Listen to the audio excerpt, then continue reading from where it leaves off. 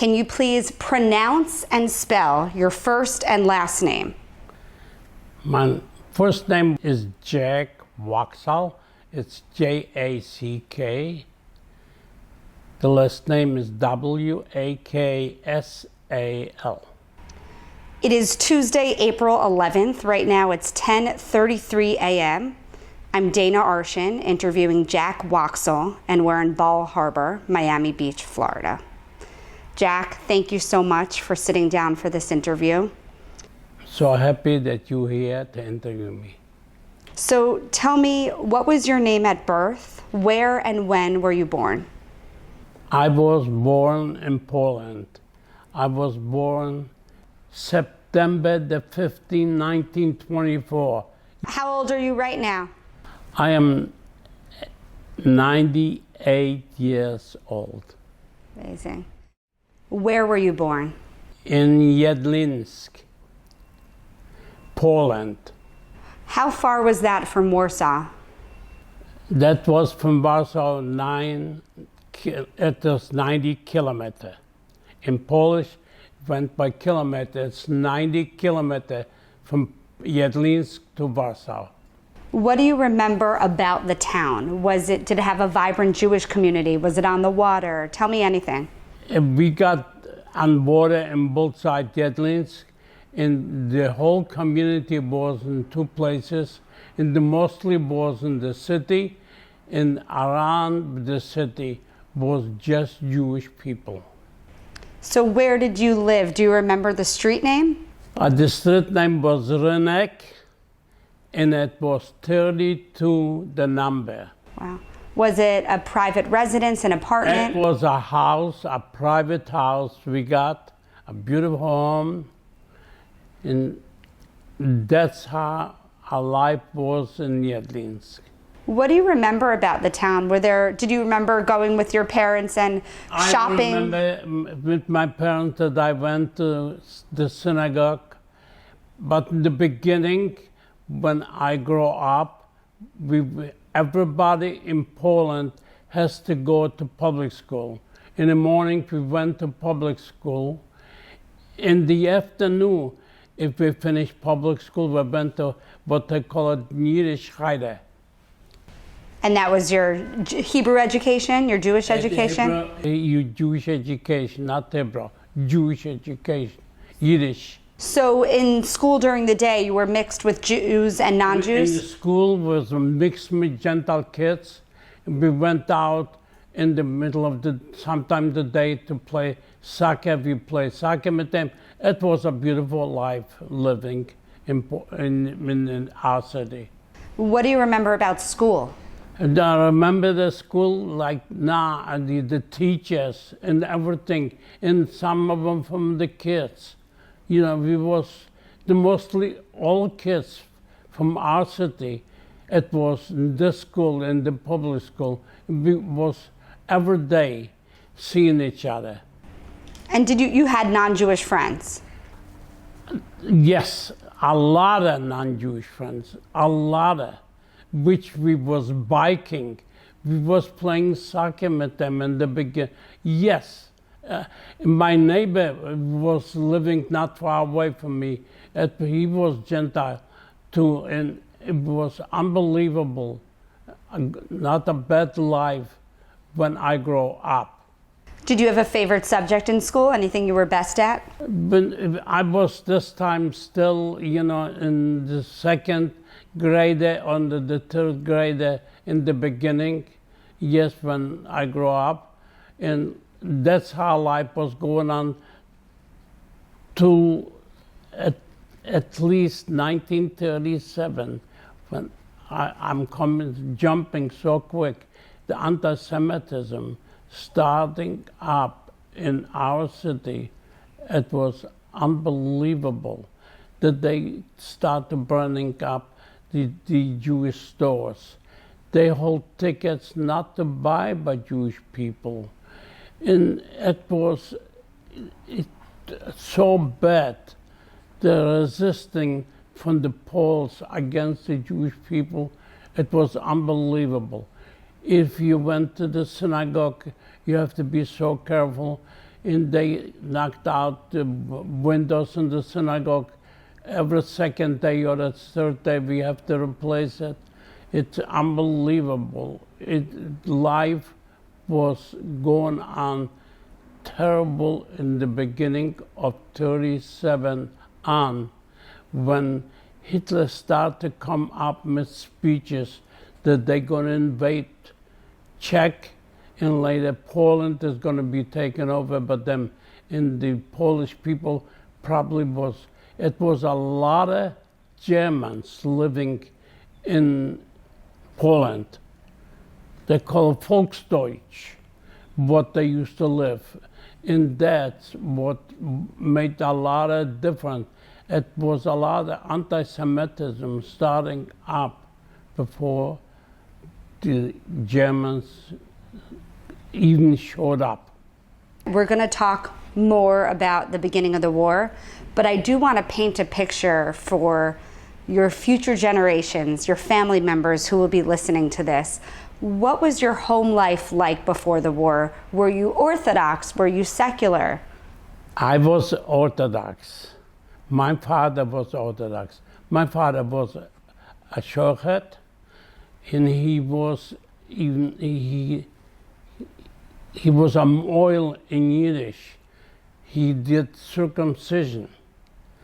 My father was very religious because I showed, and except that he was just so unbelievable in Jewish education, in Polish education, so good that some people come to him and ask him all the time questions about Judaism and everything else. He was so, I wish I would be half this smart, but how my father was smart. It is unbelievable in life how my father was. My grandpa was a rabbi, and that's the whole family. They got pretty close, 9 kids.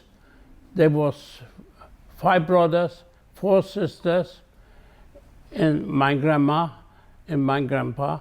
And it was unbelievable all the time. They used to come to visit us and everything else. We got the best life in our life, and when all of them come together.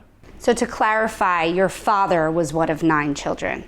Yes, my father was of 9 children. So I'd love to hear everyone's names. Do you remember your grandparents' names? And then I'd love to hear your mom and dad's names, and if you had any siblings. Yes. My mother comes from 9 children too. They come from 4 brothers, but I don't remember all of the names, but some of them I know. My mother's side come 4 children, and the name, my mother was, her name was Patty. It's Peaty. My father's name was Samuel, Shlomo, David, Waksal. Do you remember your mom's maiden name? Yeah, my mother's name was Shmedra. Shmedra. Yes. And what about your grandparents' names? Do you remember any of them? From my mom's side, his name was Yitzchak, and my grandma was Hannah. My other grandma was Hannah. One was Hannah, the other from my father's side was Hannah. Do you remember what your grandfathers did for a living? I don't remember too much about my grandfather. When Hitler came in, he was not alive. So your father was a mohel. My father was a mohel. Did your mom work? My mom got four kids. No, she didn't work. She was home every time and did everything for the kids and everything else. And so you're one of 4 children. I'm with 4 children. Can you tell me in order of oldest to youngest? My oldest brother was Yechiel. My sister was Yocheved. My youngest sister was Brucha. And I was, before Brucha, I was Yitzchak. Wow. What do you remember about the Jewish holiday? I know you were very, very young. Do you remember Shabbat or your mom baking I remember challah? Shabbat, and I remember any time, or Sukkot, or Pesach. Ba'as Pesach was pretty close. The table was close to the bed. That's what the Hasidic people did. They was laying, by the thing, they was half bed was taken away from my parents, or my brother or my sister was sitting, and we got sometime a big family. We brought in my mother's sisters to our place, and it was a big family for Pesach. And Pesach was probably 4 hours timing. Did I remember? I remember like today it would be that, to ask everything, what's going on in Yiddish, and the kids participate in everything in the Aguda. And it was a beautiful night to be Pesach. The only thing when it's starting to be a problem, when anti-Semitism, that you was afraid to go in the nighttime to the synagogue. Before you was sitting by the Seder, we went always to go to the synagogue and say prayers and to say the Davana before Pesach. And it was a little bit starting to be a big problem. Did your mom used to cook? Do you remember the smell of challah? My mom cooked everything in life. My mom cooked potatoes. She cooked what they call it farfu in Yiddish, which some people don't even know what farfu means. Anything. She used to bake everything, every kugel, everything in life. That's the only thing how we survived. That, we never went out in restaurants. I can tell you right now. It was never restaurants in Yidlins. That's at the beginning. And not Yiddish restaurant that you could go eat. It was some Gentiles, they have a bar and this else, but no Jewish restaurants, except we got a synagogue. We got some, except the synagogue.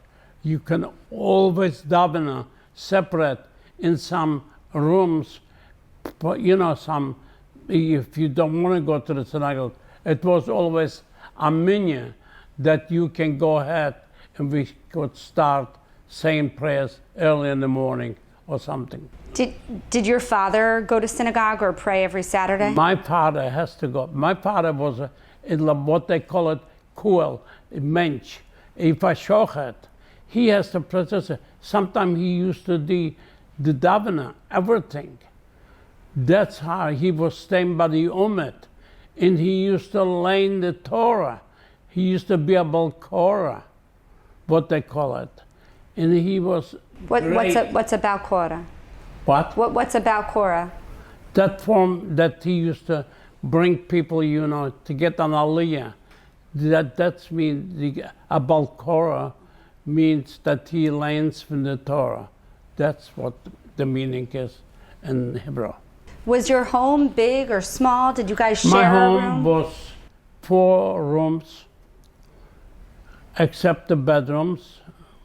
We got pretty close to 6 rooms in our house. Did you have your own? And my grandma, my mom's mom, used to live with us. Did you have your own room? Did you share a room? I share a room with my brother, yes. Which brother? My oldest brother, and my two sisters has a different bedroom. Do you remember any fun times with your brother in your room? Always, first of all, we was in a big bed. We was both of them in the same bed, yes, when we was, growing up. And it was not too much of, too much of furniture, but each one has the bedroom. And my two sisters has the same thing, one bedroom. They used to share together. And my father got a separate room with my mother. All right, so it was two sisters, two brothers. Yes. Would you say your childhood was happy? Absolutely was happy. All the time, the kids in our city, it was so many organizations. The Beitar, the Zionist organization, and the Zion, Hebrew was not on the top every time to teach, but the mostly important, every Friday night, all organizations have dancing. The kids, the girls and the boys went in, they have a room, and they was playing music. And it was such a good life. If they didn't went there, so they went out, and Yedlinsk was a little town, but you got waters on both sides. You could go, people went out, and they was not afraid to go out and to stay till 11 o'clock in the night or something. It was no harm to nobody in our city before anti-Semitism started up. Do you have one childhood memory that really stands out, your favorite memory, whether it's with your family, your friends, at school? I got always when it started up, sometimes we was fighting with the kids in school. We never, if it was something against one, we always stick together and we never let it happen.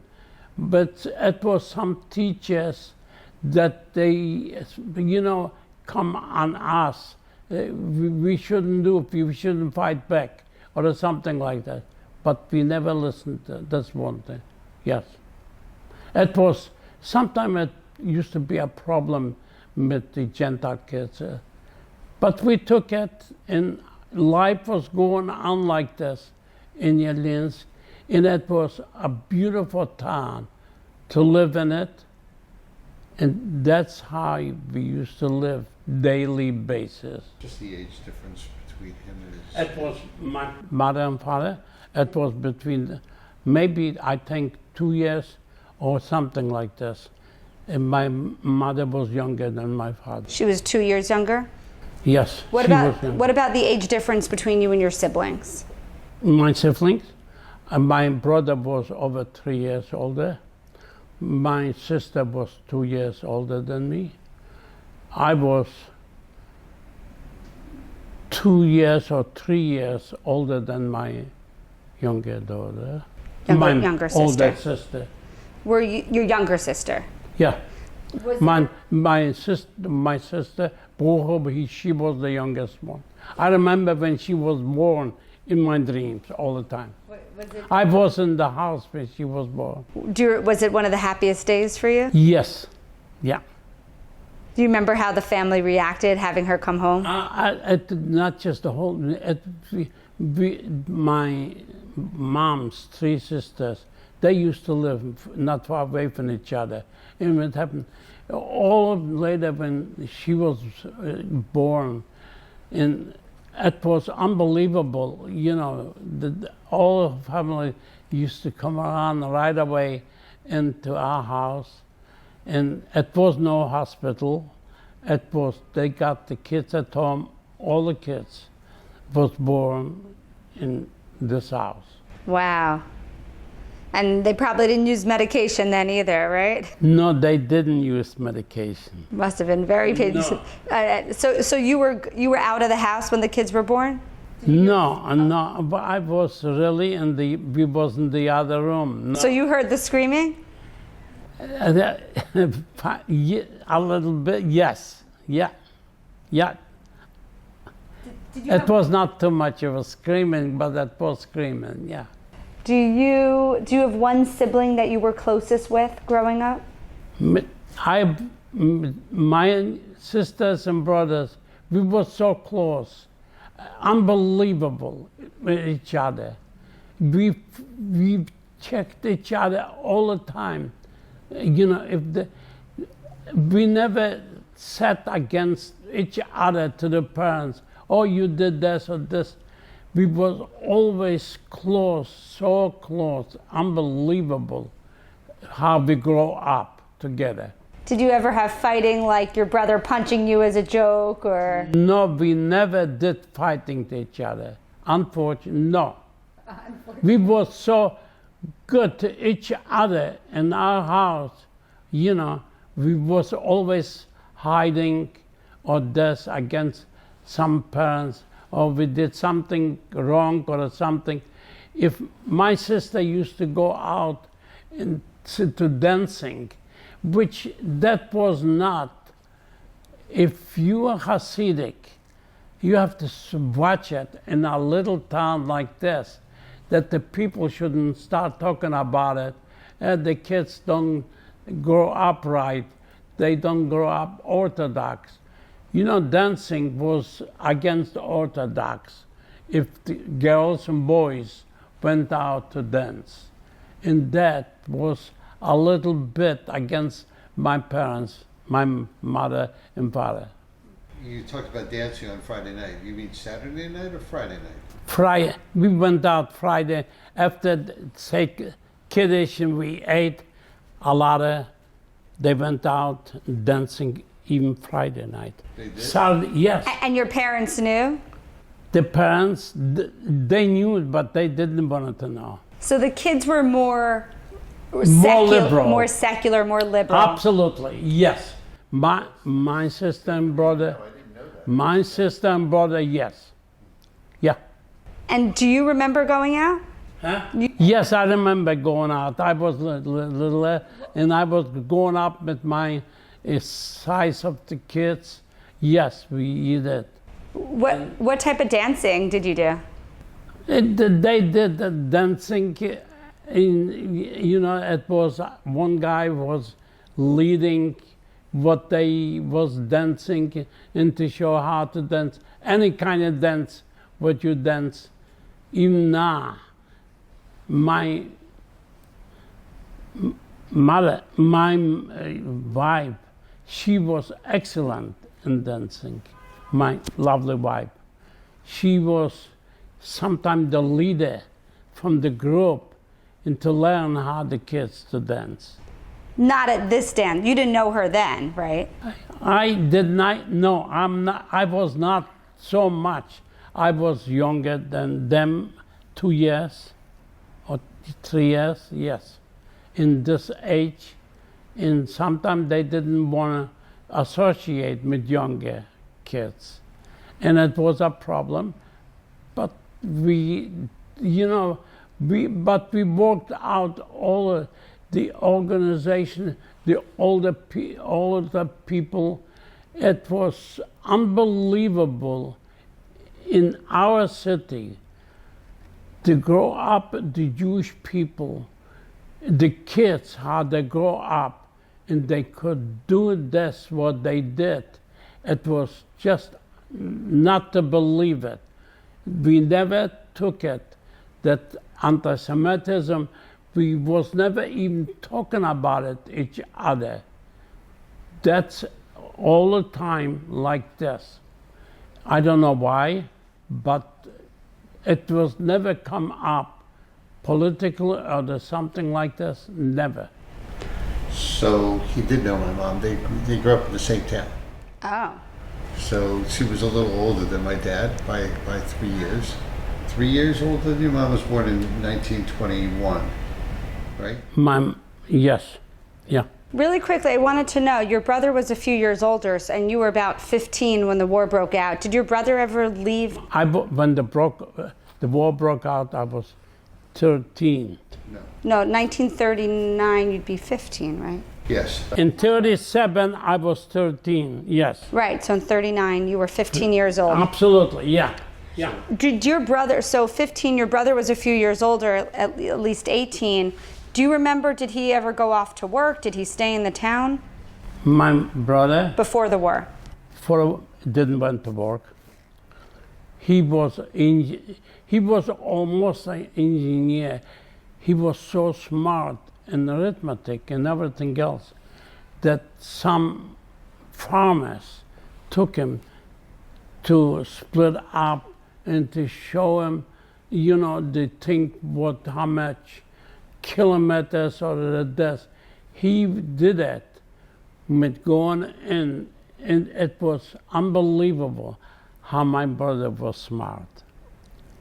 And he grew up as an engineer, and he did. In the beginning, my father wanted him to go to yeshiva. And my brother was not. He went probably half a year, or he didn't want to go to the yeshiva. Tell me about your wife. What was her name, and when did you first meet? My lovely wife was Sabina, and she grew up with me in the same city. And she grew up, and I always, from the beginning on, I always looked out. And one time I'll tell you a story, she got a bike when she was little. And she was driving around, and I kicked her over from the bike. And she always remembered. After the war, she told me, you remember when you kicked me over from the bike? It was unbelievable, because I was jealous and that's how I loved it all of my life, since little on, since everything, since pretty close to after the war, when she was in all campus with me together. So she was your true soulmate? Yes. She was unbelievable. It is not to describe what my lovely wife brought me up what I am. She was smarter than me, a lot. And she did, my life after the war was terrible. I didn't want to have a life. When I jumped up right away after the war, which I didn't even start up to tell you what I went through. But absolutely what happened, that after the war, I didn't even think about it, that some people would survive, because I survived in the beginning of 1945. It was still not 45, the New Year time, when the Russians come by to my forest. And all of a sudden I see Russian tanks in this, and we was 6 people in the forest, and we picked up our hands and went out. And they didn't even want to believe that we are Jewish. And they said, and they was holding us under the gun, and they took us in to interrogate us, or we are Jewish. They thought maybe we are Germans or something. And when they took us out to the office, and it was a good thing the guy understood a little bit in Polish, and I think he was Jewish, if I'm not mistaken, but he didn't want to come up right away. And he said to him, yeah, that's the Jewish people, and they, we come out from the forest. I'm gonna get your whole forest story, but I do want to start with Sabina. Okay. First, I just want to know how you would describe her qualities, her characteristics, and then I want to know all about her upbringing. The whole upbringing, she was, in the school she was, she was older than me, but she was going to the same school. And I saw her every day, but upbringing, I know her mother and father. Her father was Moshe, her mother was Feige, and she got two brothers, Shama and Herschel. Who was the oldest? Her sister. She got a sister, an older one, but she moved away into Paris from the first husband. She was the oldest. She was the oldest, yes. Tata Jean. Yeah, Jean. And Herschel was under her. He was older than a year than Shama. And Shama was the third born. And Sabina was the fourth child with the father and mother. So she was the baby of the family. Absolutely, yes. Was she raised in a similar home or an Orthodox home? They was not Orthodox like my father. They was a different, but they went to the synagogue daily basis, and yet the mostly people, which is, the kids already, when you start to go to school, you couldn't go to the synagogue in the morning. But it was in the synagogue all day, a minyan, what they call it. They went in to have a minyan, and the mostly people, like sometime from my mom's side, not all the time he got the time to come because he was working. He was a shoemaker, special shoes to make for ladies, and that's what he did. And it was a lot of people. It was a lot of shoemakers in Dayton. It was a lot of people what they did suits. That was tailors in Dayton, and that's our life was going on with them together. But not everybody was Hasidic. To be Hasidic like my father, no, not everybody was. It was a percentage. It was pretty close to half and half, like I would say. Some of them, the shoemakers, couldn't make it because they have to make a living, and they couldn't go every day to the synagogue. And some people, but they could go, they come every day. It was twice a day in the synagogue to go, in the morning and the evening. Did Sabina's mom work at all? The Sabina's mom worked. She was a tailor. She was doing some tailor things for some women, yes. Tell me some other memories you have of your encounters with her. I was with her in the camp. She was in the camp in the last two camps. I was with Sabina, but the mother was in the same camps than Sabina was, and it was from when they took her out from Pionki, they took her out to Koshin, and she was in Koshin, and later from Koshin, I said a word to my lovely wife. I said, if you could go out from this camp to another camp, I would be glad if you take your mom. And her brother, Shama, was in the same camp than I was, too. And he couldn't go. But my wife the mother used to work in another place. It was pretty close. We was to each other. We see each other, but it was another company in this place in Cochin that was split up.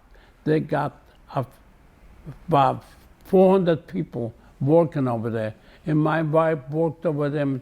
And I said, if you would be smart, listen to me, to go in to away from this camps at all, to go to a camp in an Air Force. It was an Air Force not far away from our city. And it was from our city, a lot of people over there working, maybe 300 to 400. I said, if you could go down there. And she went before they start liquidating. And I was so happy. And she was with me. After this, they took her out before, it was in the beginning of 1944. It was, I think, before a holiday. I don't know,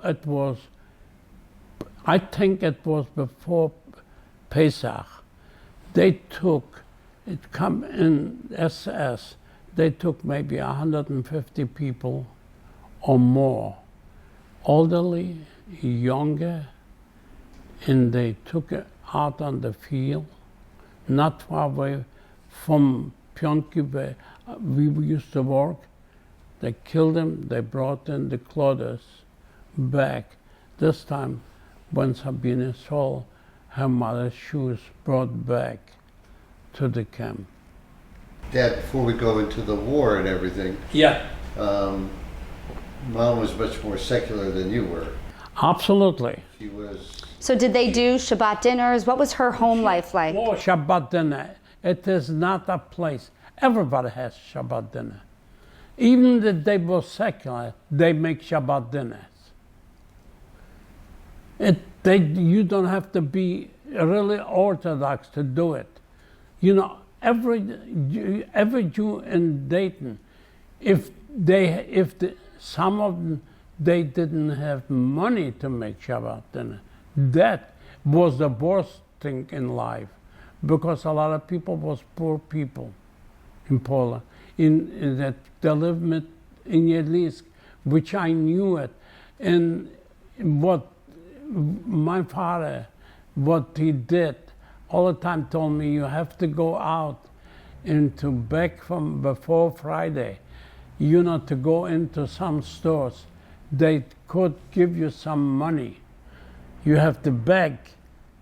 Not the people was going to beg. We went for them because my mom was so think on it that everybody in Shabbat, Friday night, should have a challah and fish, and the people should have the way that it should be traditional and have everything, and not even the poor people was sometimes ashamed to take from somebody, but my mother didn't even care. She always did so much to give some people she knew who couldn't afford it and everything else, and that's why we go out and back some other people, from people what they have money, and they always helped.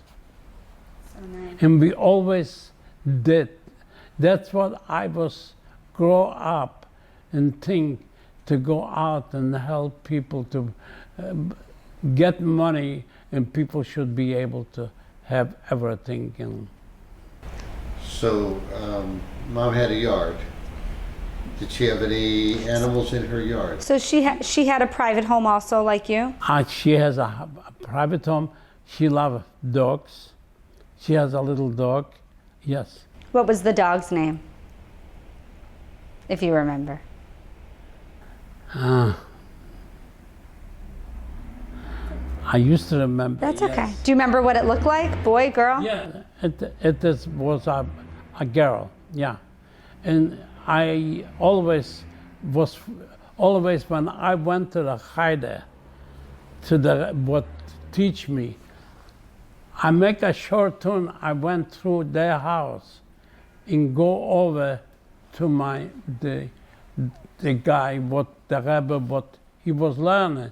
And always I was teasing with the dog around. I think, if I'm not mistaken, it was Sukkah or something like this. I don't remember exactly, but I think it was Sukkah. You know, something. This word was. Did she have other animals in the backyard? No, it was her animal. Yeah, that's all. Yeah. How close were your homes to each other? Oh, I would say mid distance is 3 minutes. Walking? Walking. Wow. So you really knew her your entire life? I knew her entire life. Yes. Incredible. Yeah. Did she That's go? what I was so. Yeah. Did she go to public school and also Hebrew school? Every time. She went to public school, but not to teach in she didn't went to the Yiddish school. My sister went to Beis Yaakov. She didn't. So she was a little less religious. Yes. Different upbringings, but your social circles still mesh together. Absolutely. So she was 18 when the war broke out. Did she stay home that whole time? Did she ever leave? They used to get, in the summertime, what they called a garden, getting some cherries. You know, at farmers has gardens, cherries, apples, pears. They used to, when the flowers come up, they used to go to places and pay them, and they rented. They took the whole thing. They give the gentleman so much. You know, it was not Jewish. That's how they grow. And you always did it when the flowers come up, and that's how you went and you pay them 200 zlotys or 500 zlotys. You know, you have to give them before the money, and they give you till after the flowers it come up. In the beginning, right away come up cherries, and later apples, and later. And she was mostly summertime. She was in the garden with her mom. Her father passed away before the war, and it was a little bit a hard life for them, and that's how life was going on. So to clarify, she had a garden in her backyard, and Yes. they sold their plants? Not in her backyard. She would help pick. That was, they rented from farmers. I see. That was never, it was a lot of trees with cherries, trees with apple, trees with pears. And that's how, you know, it was some farmers, what they used to grow this. And they, after, you know, when the flowers come up, they rented. It was a lot of Jewish people, what they did it. And later, when the whole thing come up, they took it in to Radom, to another places, sell apple, sell cherries, and that's how what they call it in Yiddish is a suet. So that was some extra income after her father passed away? Right, yeah. A lot of them, but she was a tailor. She was doing tailor shop for Gentiles and for Jewish, yes. How did her father pass away? Her father passed away. He was taken away to Warsaw. He died in Warsaw. It was between the family, but I don't remember what the cause was. But I think it was this time, or it was a stomach thing or something. I don't remember exactly. What do you mean he was taken away to Warsaw? So their little city was extremely tiny. So the hospital It was never a hospital was in in Warsaw. Yiddish. It was a and hospital in my Radom. In Warsaw was a few hospitals. Yeah. So When he was taken, they took him to Warsaw. my mother believes he died of a stomach cancer. Yeah, and he was buried in Warsaw in a cemetery. Sabina's father was her mother's second marriage. Yes. Tell me about her sister, how much older she was, and she was a half sister. My mom's sister probably was about 10 years older. 20. 20. My sister got a daughter, and her name was Jacqueline. And when we come to they was the same age was my wife. Yeah, there was one. I would say so, about 18, 19 years older, yes. Sabina's sister was about 18, 19 years older than Sabina. Yeah. She was, the brothers was older than us too, yeah. Because she married when she was 18 years old. It was a made-up marriage. In the beginning, you know, people, and they put them together, which she never was happy about the first marriage in the beginning and how life was going on. Yes. And the husband got killed by a guy, but he was playing around with some stones. In Polish, for us, it was like you got it on a thing and you shoot stones. In a stone, somebody hit him in his head, and he died. Wow. Before the war, before everything else, and she was already, when she got 3 kids, she was already So she became a widow twice. yes, she became a widow twice. Before, I think what I would say, it's better when somebody died before Hitler came in. He was better off. At least he's laying in Warsaw. At least it's a cemetery over there, and he's still there. In our city, they took off the cemetery. It's nothing there anymore. My grandma, my grandfather, and a lot of people in our cemetery. It's not anymore existing, nothing. Were your parents' marriage arranged marriage? Yes, my parents was arranged marriage. But they were a happy couple? Yes, yeah. So crazy. Always a happy couple. Yes. And what about her Sabina's mom's second marriage? Was that arranged? The second marriage, no, it was, they know each other, and finally, he was a little bit younger, I think a year younger than his wife, maybe. Yes. And he was a shoemaker. He was an excellent husband. Very nice to Sabina. And unbelievable. But growing up, it was a good marriage, yes. So now we're going to talk about the war breaking out. You were 15 when Germany invaded Poland in September of 1939. 1939, before the high holiday, in April before Pesach.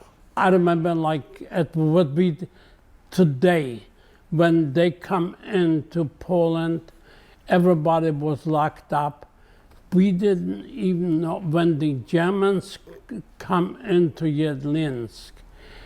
Nobody knew it, that Hitler is gonna go after the Jews. We didn't even got no ideas that it would be something like this in life. We knew it. Hitler was not a nice guy or something, but taking over. It was they think that they made it in Jedlinsk was not everybody got radios. It was on a big loudspeaker when the Polish people in Jedlinsk made it that everybody should listen. When Hitler made the last speech that we're gonna invite, gonna go into Poland, and it was unbelievable for everybody, but it was not, nobody got in their sense. It was be a killing, or you have to go daily basis right away to work. We never knew it. Never parents would talk about it in the home. Something like this should happen to the Jewish people. Tell me about anti-Semitism in your town in Poland leading up to the war. Leading up to the war, that the Polish people was so terrible mostly in small towns. In our town was so anti-Semitic that was unbelievable to understand. You live with neighbors, and neighbors should be so unbelievable, unhappy. They wanted you like you would never, they don't want you to exist. You couldn't go out sometime in the evening, could never wear a yarmulke, could wear a hat that shouldn't be this, but a yarmulke or something like this, you would never be able to walk in the street. You're talking about before the war. That's before the war. What would happen if you would go outside with a yarmulke? You would be beaten up by the Gentile people. It would be unbelievable. In this, mostly was Jewish stores in our thing. And Jews was the mostly in Jedlinsk. All the Gentiles was buying by Jewish stores. It was just two places in Dayton, in Jedlinsk, that they have two restaurants. They sold wine, liquor. The Gentiles buy it over there, which I knew. I knew these people. I knew the kids and everything else. If you want to buy vodka or something, you have to go to them. But it was one Jewish liquor store we could buy too. But this Polish, they have two of them. And there was rich people, and I used to play with the kids and soccer and everything else. I would never believe it, that these kids would go against me. And all of a sudden, before the war, everybody didn't even care that you exist. They didn't want you in the city of what you live in, with them together. What year did that start? It started mostly in 37, very bad. 38 was Warsaw.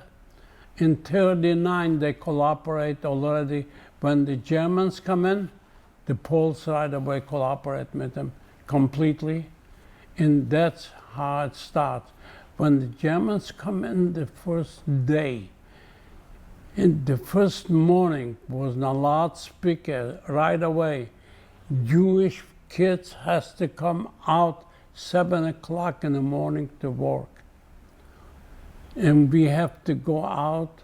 We went out, and this, before Warsaw was fallen, they took us. They took me and my brother with some 40 more, maybe we put it close to 50 people from Jedlinsk to Radom, hostages before Warsaw fell. And they took us into a military camp, put us on the floor, and it was holding us the whole night.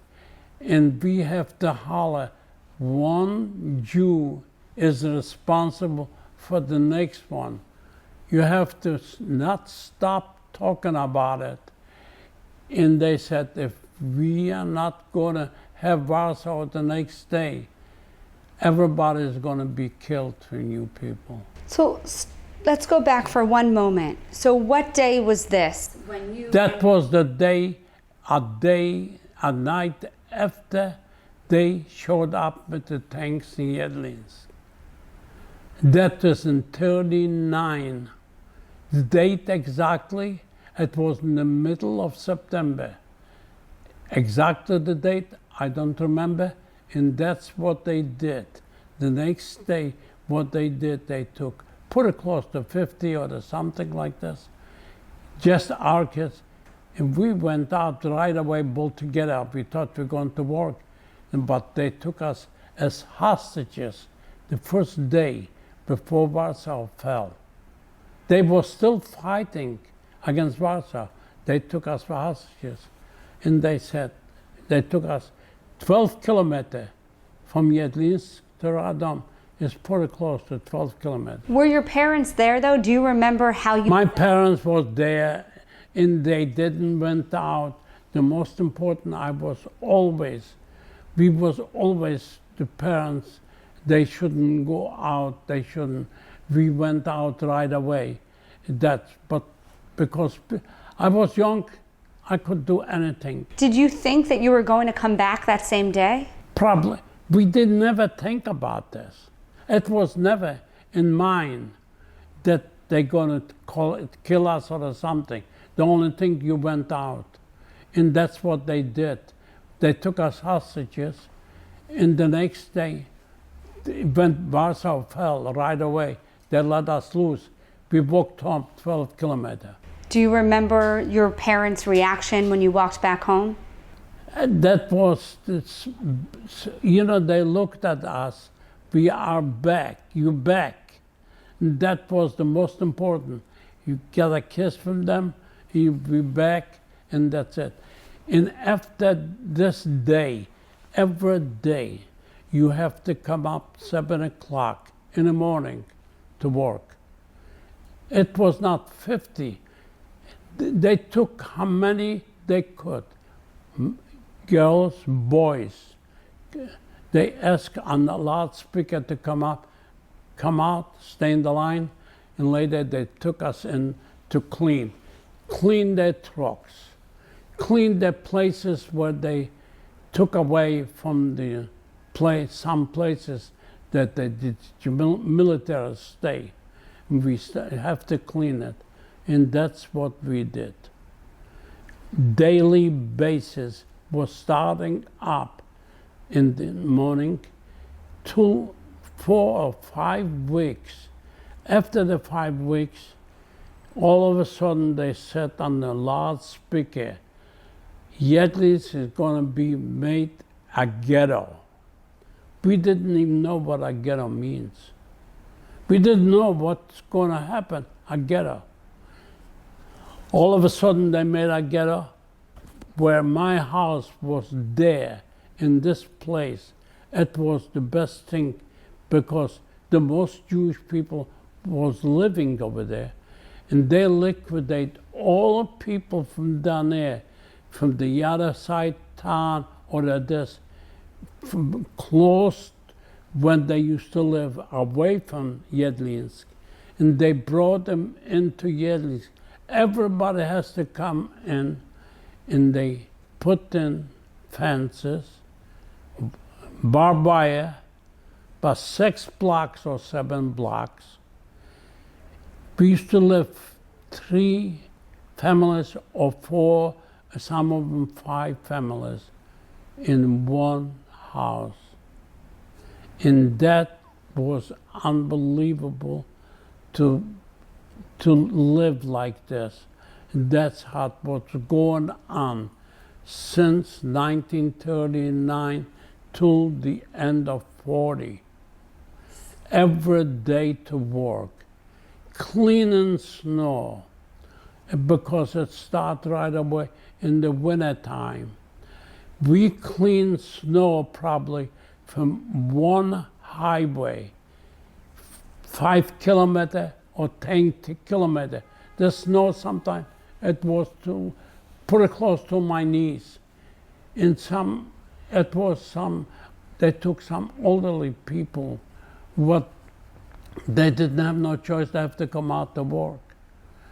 And it was so horrible to see how to them, because sometimes in Poland, when in the beginning was the snow so bad, in the first winter, in this, but we did it when we clean up in one side highway, they should be able to go with the trucks in the other side to Warsaw side later. Sometimes we work pretty close to 8 hours just by the snowing, cleaning and coming back with the shovel. So did your family pack up everything in your home and move somewhere inside the ghetto? No, our house was in the ghetto. We never moved. So families moved in with you? Yes, yeah. Family moved with us, yes. Tell me about the living conditions. The living condition was terrible. First of all, before the war, we got a garden. Our house, we got enough. Any vegetable, we used to have it in our garden. But when they come in, it was unbelievable. You couldn't do nothing anymore. In that, the living condition was so bad. First of all, it was no toilets in the house. You have to go out. Toilets was outside in your yard. And to live, and how about to go have a shower or something. Before this, you could go to, wash yourself up. It was rivers in the summertime. In the wintertime, you used to wash at home. But to be with some other families, it was unbelievable life. Did you know the other families that came in? Yes, I know, it was my mom's sister coming to my house, and the other sister, yes, I know that. One golden, one hazel. So how did that work? You were able to choose the families that lived with you? No, if they moved in, so at least in the beginning right away, because they moved in to us in our home, and it was better to live with family than with some strange other people. Yeah. How did you guys eat? How did you get food? It was terrible to get food. And a piece of bread in the morning. This time was still Jewish bakeries in the beginning. They still didn't close them up. They give them, to make bread in the morning. It was a line up in the morning, 7 o'clock or 6 o'clock.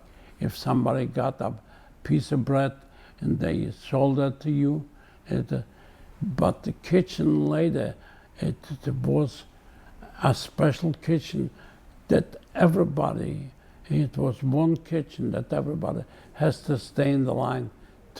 They cook a soup, and you have to stay in the line in the afternoon and to get a little bit of soup, and that's how you was alive, living. That's what was going on pretty close more than a year time, till the end of 40.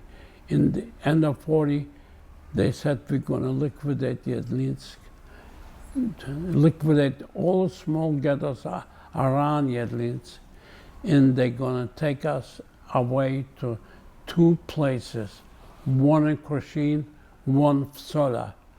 And people have to decide it, which they could do it. It's going on one side, goes to Sola, and the other side to Krušin. And that's when they're starting up. And when you come out from your house, couldn't take nothing with you. What were those 2 places? 2 places was Krušin Truppen Übungsplatz. In Sola, it was an Air Force for the Air Force, they loaded bombs against the Russians, and that was done about 600 people. But in our place was pretty close, over 1,600 people, split up between two of them. We was making ways. It was just for military. When they took us to Korshin, Truppen-Übungsplatz, my mom, I got my father, I got my sister, and I got my brother. And all of us over there, and everybody went to work. My mom was picked to cook. It was, they have a special, kitchen they give them by the military. It was 3 barracks, men separate, women separate. This 1,600 people was living, no men and men together, no men and women was living together. It was in 1940, when in the beginning of 40, it was, I would say, it was in May in the beginning of 40, or maybe before. Then this, when we went to Koshien, and down there, you didn't need to use, in the ghetto, you couldn't go away without an armband. You have to have a Magen David. Any place you went out to work, that's armband has to be.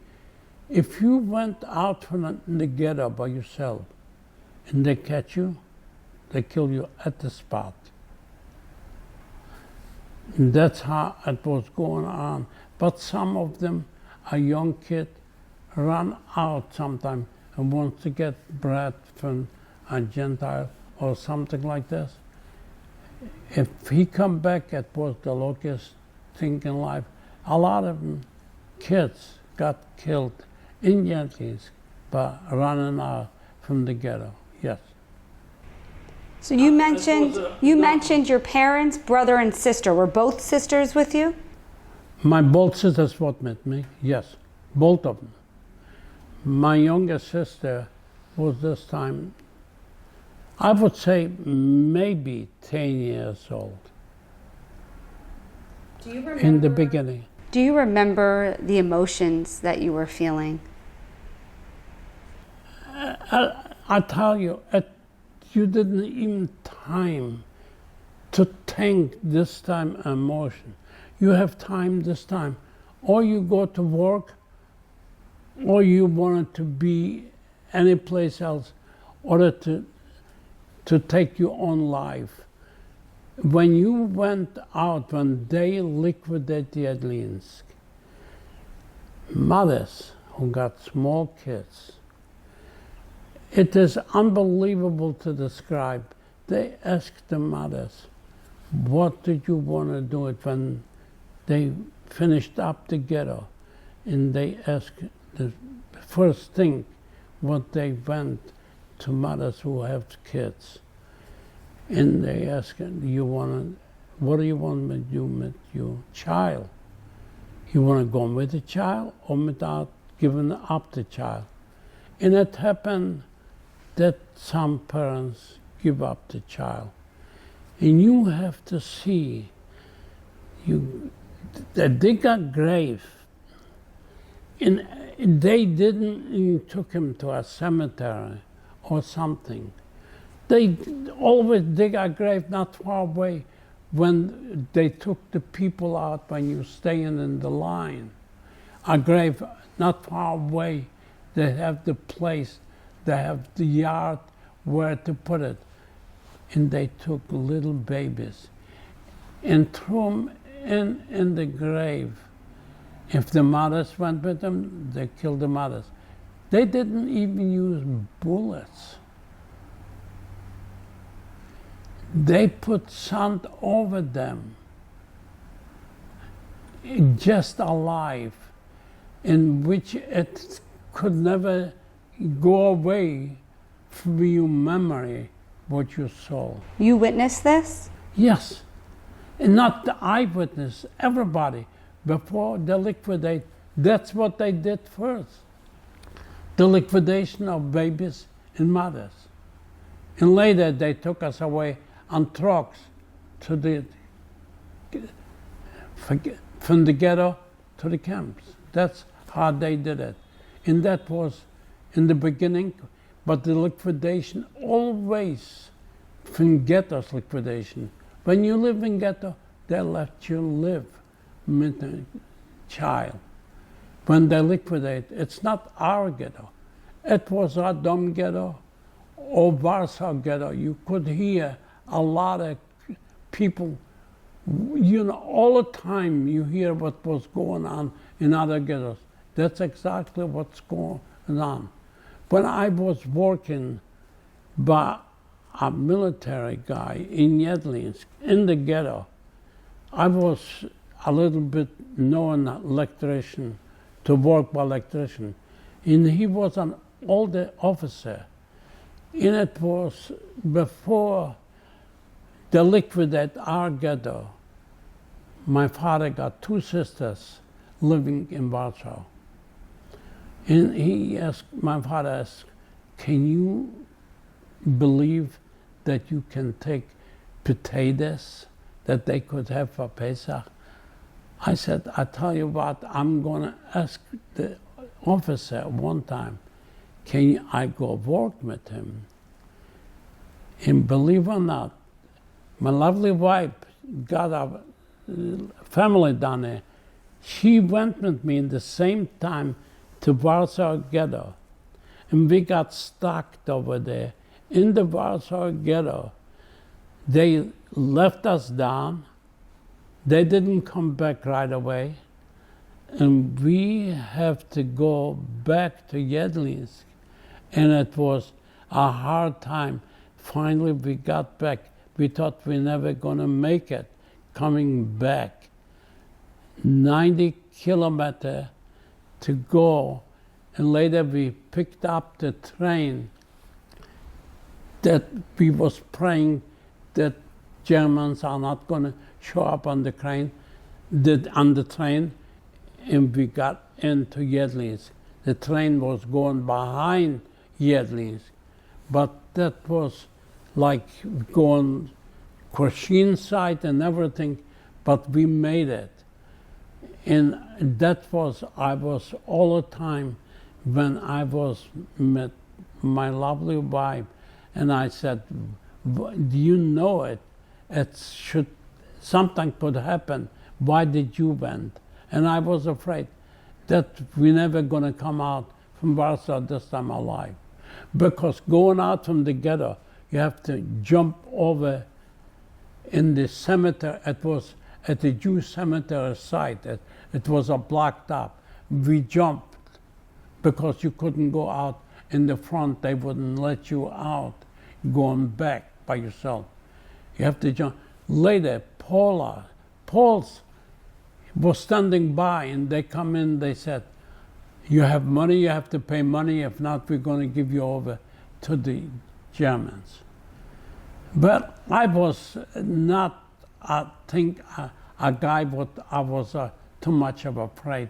I always was fighting. I was always say, stay with me, don't worry. And I said to them, you better go away. We gonna have to fight you or something like this. We always can do. It was a fight going on. They left, and that's what we went to the train, and we made back to Yedlinsk. And with my wife, her mother told me later when she come back in the ghetto, when the ghetto was still there, she said, I'm so glad that you guys got back. And I was the happiest person alive to come back. It was special Germans, what they used to take me back and forward. And later, the officer said, oh, he would come after you another day, but it was open trucks when they took us to work or something like that. When they took us to Warsaw, with the potatoes, but I went to my uncle. He took me holding a gun, and it was, I remember in the morning when they used to do it, you know, in the ghetto, some Hasidic people was davener in the morning. We showed up very early, and I remember from my uncle's side that they come out and everybody runs, you know, when they hold somebody. And I said, don't worry about it. He is not going to kill me. He's taking me a place. But that's the way the SS, it was from tanks, people, what they used to stay with us. And they have special hats, how the tanks was holding, you know, and that's everything. But they, at least they helped, they wanted to do it, but it come out, it was all right when we got back, and I was happy when I got back to Yadlinsk, and this time was the liquidation from the ghetto, and that's what happened to the little kids. They never sold their life anymore. They didn't know. They never knew it was alive on this world, and their life was taken away from them. Unbelievable. And I understand mothers to give up a child or to go with a child. It was unbelievable. And that's how life was going on. Killing and see it to be killed, and that's how life, the next day, that's how life was going on. In Koshin was going on like this. We built barracks. We built highways. It was in the forest, everything made for the military. And military was not just for the Germans. It was it was the mostly Ukrainian people, what they escaped from the Russians, and they come to the German side fighting against the Russians. And they took over the mostly, and they did a lot with the SS. Unfortunately, and we was in it involved all the time to be punished. And that's how life was going on till November 1941 in Koshini. And when in 1941, all of a sudden, this place is going to be liquidated. It was in November. It was already cold. And they took us out from our barracks one day in 1941 of December, November. And they said, stay in the line. It was woman, man, and they hold us, put it close from the morning till 3 or 4 o'clock, without water, without nothing, 4 in the lines outside. It was unbelievable cold. It was not to describe. In the beginning, when they come into the barracks, it was maybe 500 people in a barrack or something. They pushed a bull out almost, because did they come in after you if you didn't come out or something and start shooting? And this, everybody went out. And I want to go back. When they liquidated the ghetto, all Jewish dogs, before the liquidation of Mountain Ghetto, Jewish dogs has to be brought out and they killed them on the spot when you brought them out. The dogs? My wife's dog was killed. She almost got killed by the dog because she didn't brought up right away, brought up later the dog.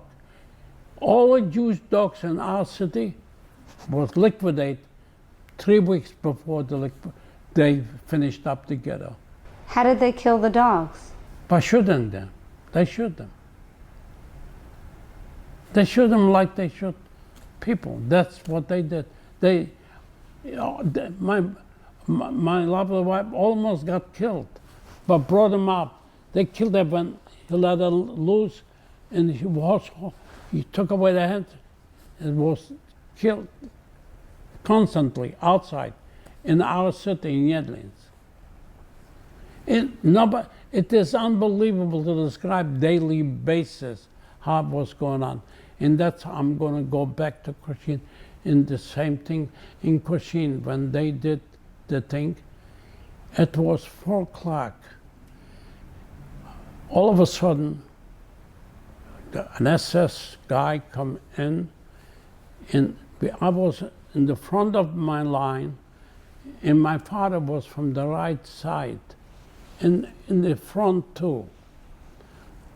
My brother, I don't know, was in the third line or the fourth line, the older brother. And my mom was in the fourth line with the 2 sisters and away from me. When they started, they picked a guy up the first. And I know it was, we're gonna be killed. Because I know that's already, a grave was already not far away where we were standing. And in the beginning when they start taking, his name was from my city. His name was Chaim. I knew him. He was not far away, he was living in my city. He was 3 years older or something like this. He was a strong guy and everything else. And he was the first dive when they picked him. And later they picked my father. When they picked my father, I don't know how it come to me. And I said to the guy, the officer, I go for this guy. He didn't even think a minute. He picked me up like this, pulled me out, and pushed my father back. And I was the second out to be, on the line. And later, he said something to me, count how many people I'm gonna take you out more. And I don't know that I said something to him. It was already not quite 50. And later he took some more out. And I was the second in the line. He got, I don't know, maybe 55, 57 people. And it was already pretty close, dark in the November. And he said, we're gonna walk. We start walking, and we start walking, he said, single-wise, one into the next one.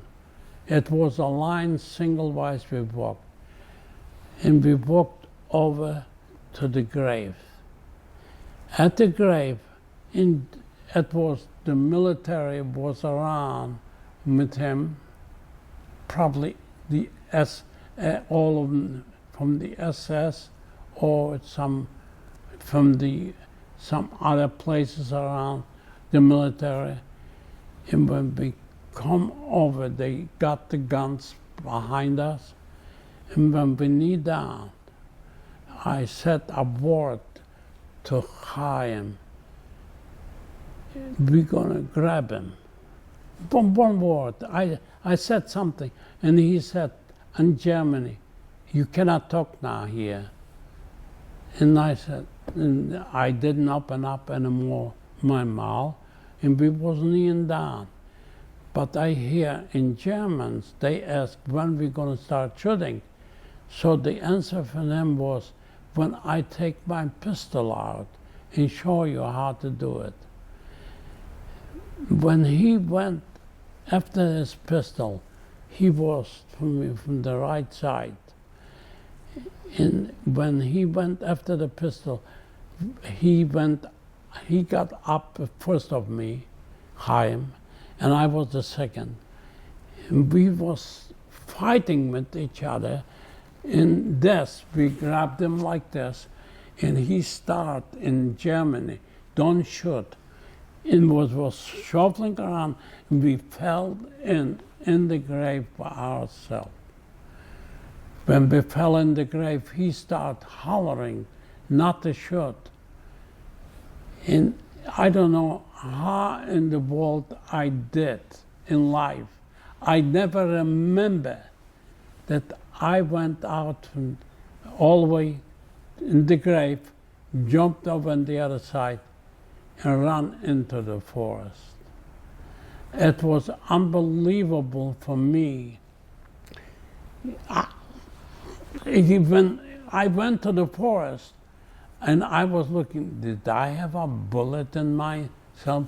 Because later on I hear shooting. And I was living a one time in the forest by myself, gone stealing food. Couldn't have no water because I didn't have, it was not, the forest didn't have the river close. You have to go farther away, and I didn't know so much what I used to know later, where the rivers and this. In the beginning, I didn't know where to go for water, but I went to steal every night from a farmer to be able to eat something in this. And it was a miserable life. Every night you have to go to steal to survive. I decided I couldn't live like this. I went back. I know where the other camp was, in Soda. I went in, and when I come, it was pretty close, I would say, from 6 o'clock in the morning, or before 6, I don't know exactly. I come down there, it was already after New Year's. In the beginning of New Year's in 1942, when I come to Sola, I was afraid to go into the door that some Germans maybe is going to say it or something. I went to the window, and the window got up. When I went in the bark, and my lovely wife, she was not my wife, and she saw me in the first thing, and she started to holler, "Jack is alive." And everybody got up in the morning. They thought that I am shot to death. Everybody. They didn't know that I survived. Did every other guy on that lineup with you get shot? Every day in my line, the next day, they shot all of them the same night. So who was Chaim again? Chaim, he was a friend of mine. He was living, it was, I knew him by growing up in my city. What happened to him? They killed him. So everybody got killed. Except for you, the only thing what I know, that everybody got killed. In the next day, what they did to the 16th, they've been staying the whole night. The people didn't even care anymore, or they live or die. You stayed pretty close, about 12, 14 hours, 15 hours outside. The next day, they took 10 away to another ghetto. intend to kill. My father was picked up the next day. They killed him. They killed my lovely wife's brother. Shama was killed. This time they killed over 600 people in one day. The next day, the rest of them, my wife, and not my wife, I'm sorry, my mom and the two sisters and my brother's cousin was taken to Shidlovets, away to another liquidation, to be able to go or to Auschwitz or to Blanco they took, or to Majdanek. And what my brother did, in the nighttime, they went out to Shidlovets with Chava, and they come to Vsola, and he was united with me. When I come to Vsola, what I decided, after the shooting and everything else, he come, and I thought, oh my God, at least I see my brother and my cousin. And I saw my lovely wife in this camp, and life was going on about 6 months or something, and they liquidate this camp to the Air Force because the Russians was already in Warsaw, and it was already pretty close to the liquidation of, pretty close that they come so close to in the other side Warsaw, and they took us to Pionki, to ammunition plant on day. At least no killing. They didn't kill nobody. They took us all to Pionki, and when we come into Pionki, that was my lovely future wife was there, my brother, my cousin, and the rest of the people what I used to know them. All of them come to Pionki. When we come to Pionki, it was in the evening, and they picked us up. They put us in a barrack, no beds, no nothing. You live on the floor, laying down in the nighttime because it was not ready to put us into work, where to be gonna work or something. No beds, no nothing. Everybody was laying on the floor. And something I picked up, it is unbelievable. I saw, it was the light, and I saw somebody walking. I picked up my head, and somebody hit me with a gun over. And the next time my head was swollen up on one side. It was unbelievable. I couldn't see on my eyes. I saw the people, what we come from our places, from Vsola and this. And Sabina was over there too. And she told me, what happened to you? Somebody hit me, and it was a guy, an Ukrainian guy, but it was a lot of Ukrainian people. They was running this camp mostly with the SS leaders.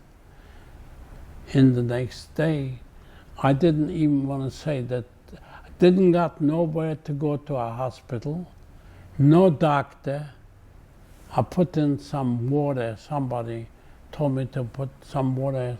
Finally, my swelling went down, and they put me into work in the ammunition plant to unload coals. Trains come in to unload coals daily basis. It was unbelievable that to unload, they put in 2 guys, younger, one an older person, and you have to unload daily basis. Sometimes we never got home we didn't work just 8 hours. Sometimes we worked 16 hours laying on the train and to unload the coals. That's how life was going on a daily basis. The only thing when we went out in the morning, if we come home, we got food one time a day. Where we worked, we got a restaurant. It was timing when to go in to take the soup and to go back to work. And that's how life was going on. And when we come back in the evening, it was pretty close, more than a kilometer to work every day. And we was working, by military, not by yourself. Every time was the SS or the other ones. And that's how life was going on to 1944. In the beginning of 1904, we was praying that they're going to come around. I want to come back a little bit. In 1941, I don't know if anybody is aware, in our camp in Cochin, it was papers the Germans give to us. If somebody wants to sign up to go to Israel, it was before November, the beginning of November in 41. And it was going around that it's a possibility. Hitler said to the British minister, if you wanted the Jews, I give it to you. And it happened, a lot of people signed up. And the people who signed up, later when it said we don't want the Jews, everybody who signed up was killed after this. Before, that's from Cochin, when I was in Cochin, took a line up people and killed them before they signed up. And that's how I come back because of this. And I just barely forgot. And it was in Pyeongchang, gone back in the beginning, and they said Auschwitz or some other areas in Germany, we're going to take you.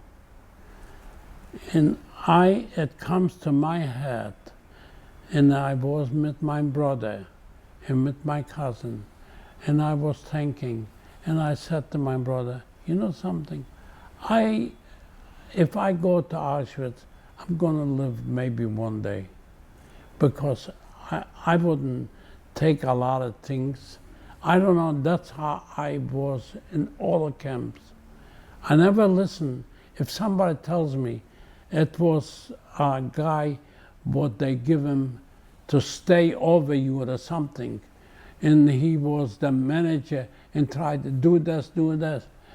And I was always aggressive. I always fight about it. And I never wanted to take somebody should tell me what to do. I said, do it by yourself. Because he was not just German. Sometimes he was a Polish guy. Sometimes he was even a Jewish from us. He was picked. Told them that we have to unload this and that. And I was always aggressive in this. And when it comes to come to Auschwitz, I said, I'm never going to survive one day. Finally, I decided. I said to my brother, I said, I'm preparing that I'm going to be able to cut the wires from I used to live when I worked in Pyeongchang. I used to work on every place. They used to take me on the train to take care potatoes of the wintertime, to bury them, put in straw, that people in the kitchen, it was a special kitchen for us, that the Jewish kids was cooking and everything else. And I knew the area where the fence was and everything else. And that's why I said, I know I can cut the wires, I can go over the railroad. And after the railroad, we got right away the forest. And I said, if somebody wants to go with me, I'm going to go to the forest. I'm not going to Auschwitz. My brother decided he wants to go with me, and my cousin, and later a few other people. Finally, I got more than 17 people who decided to want to go with me. All of a sudden, the first night, and somebody said to me when we come back to a place where we were sleeping in Pyeongki, they said, it's a word that somebody's going to run out from the camp. And they brought me in to interrogate me, and I said, I'm here, I don't go nowhere. The next day, we went out, it was the beginning of May, took to the people, told them to lay down by the fence before I cut it. It was early in the morning when they brought us into work. I cut from the top on. Nobody should be hooked up by the wires or something like that, everything. And soon we went over the railroad. We hear shots. We lost right away one guy. What did you use to cut the fence? I used to get it from a Polish guy, a wire cutter. I worked with Gentile people used to come into Pyeongki before they even used to work. This place was before the war ammunition plant. They used to make ammunition for the Polish army. And the Germans took over and they made ammunition for the army, for the Germans. And we was unbelievable. My brother was the whole leader. He ran the whole place in Pyeongki. He was like an engineer in the beginning, how much to put in a lot of, it was run by coal and by everything else. And he was, I'll tell you a story from my brother. One time, I don't know what it fell into my, Jewish people could pick up you, in Pyeongki, used to be able to get vodka. It come in by the train, by stone, It is, if without alcohol, you couldn't make ammunition. And it come in the beginning, it used to come in clean, not with ether. Later on, they find out that people are stealing vodka.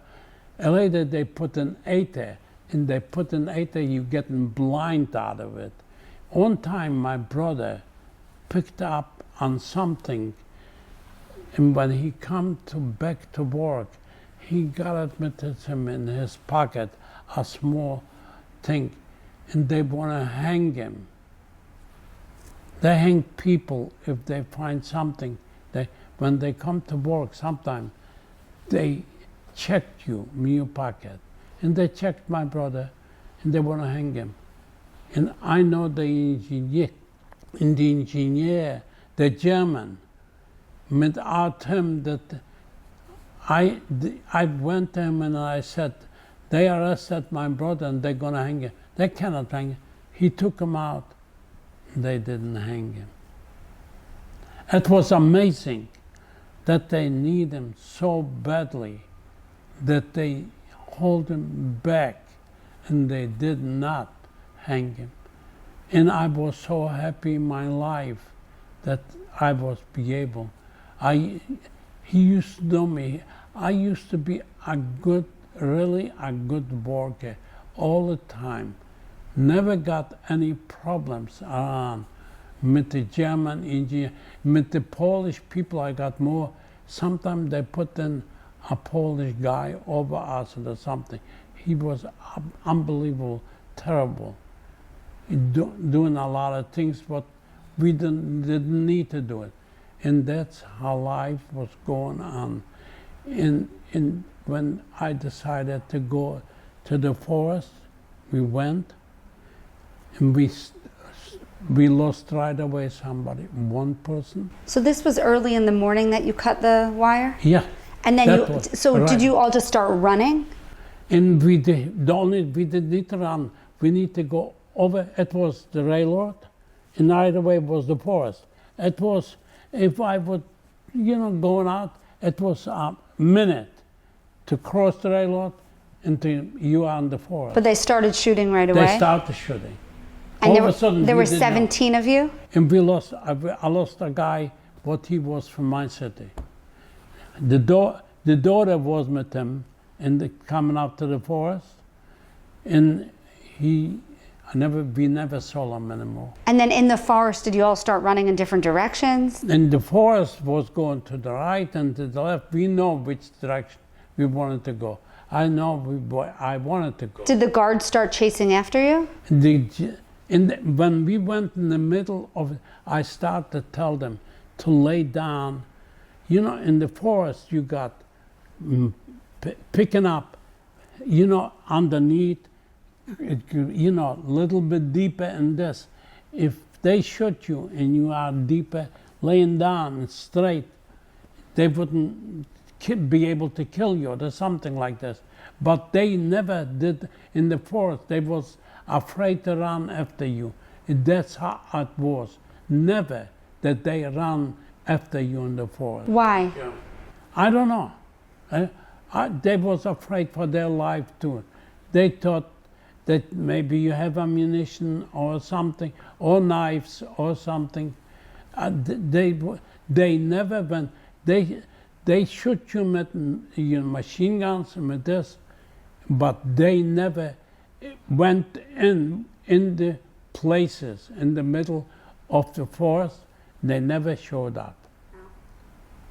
Yeah. So tell me about your time in the forest. And that's how we was going around.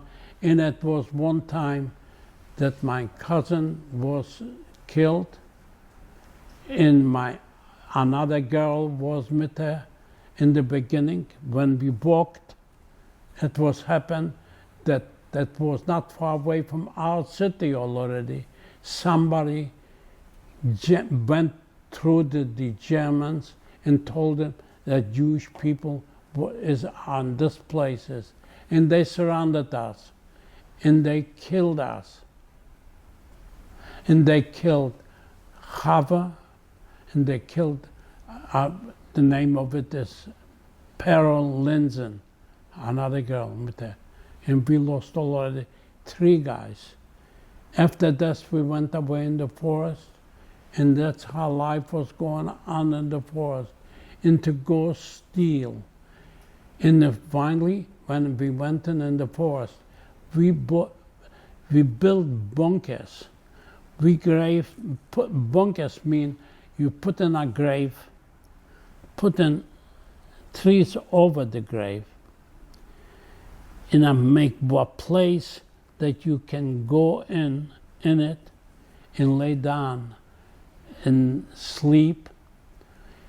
In water on the bottom of this, because it was already 5 deep, and we dig deeper, then water comes up, and we got water, even if it was mixed with sand, but at least we could drink water all the time at the forest.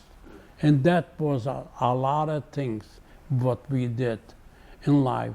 And that's how life was going on. And at the time when I went out with somebody else, I lost somebody. I lost 3 guys at the machine gun, not each day. It is daily basis, because the Poles said that people coming in to the farmers and steal. And we didn't see it, they was hiding with the machine gun, with the jeep. And all of a sudden, I lost another 2 guys, daily basis, which that's how, I thought one time that I got killed because I ran with them. He was not far away from me on one side. And I told him, don't run straight and this. But he was shot to death, and I lay down a few minutes on the floor straight. I show him that I am dead too, and I start running, and I got back to the forest.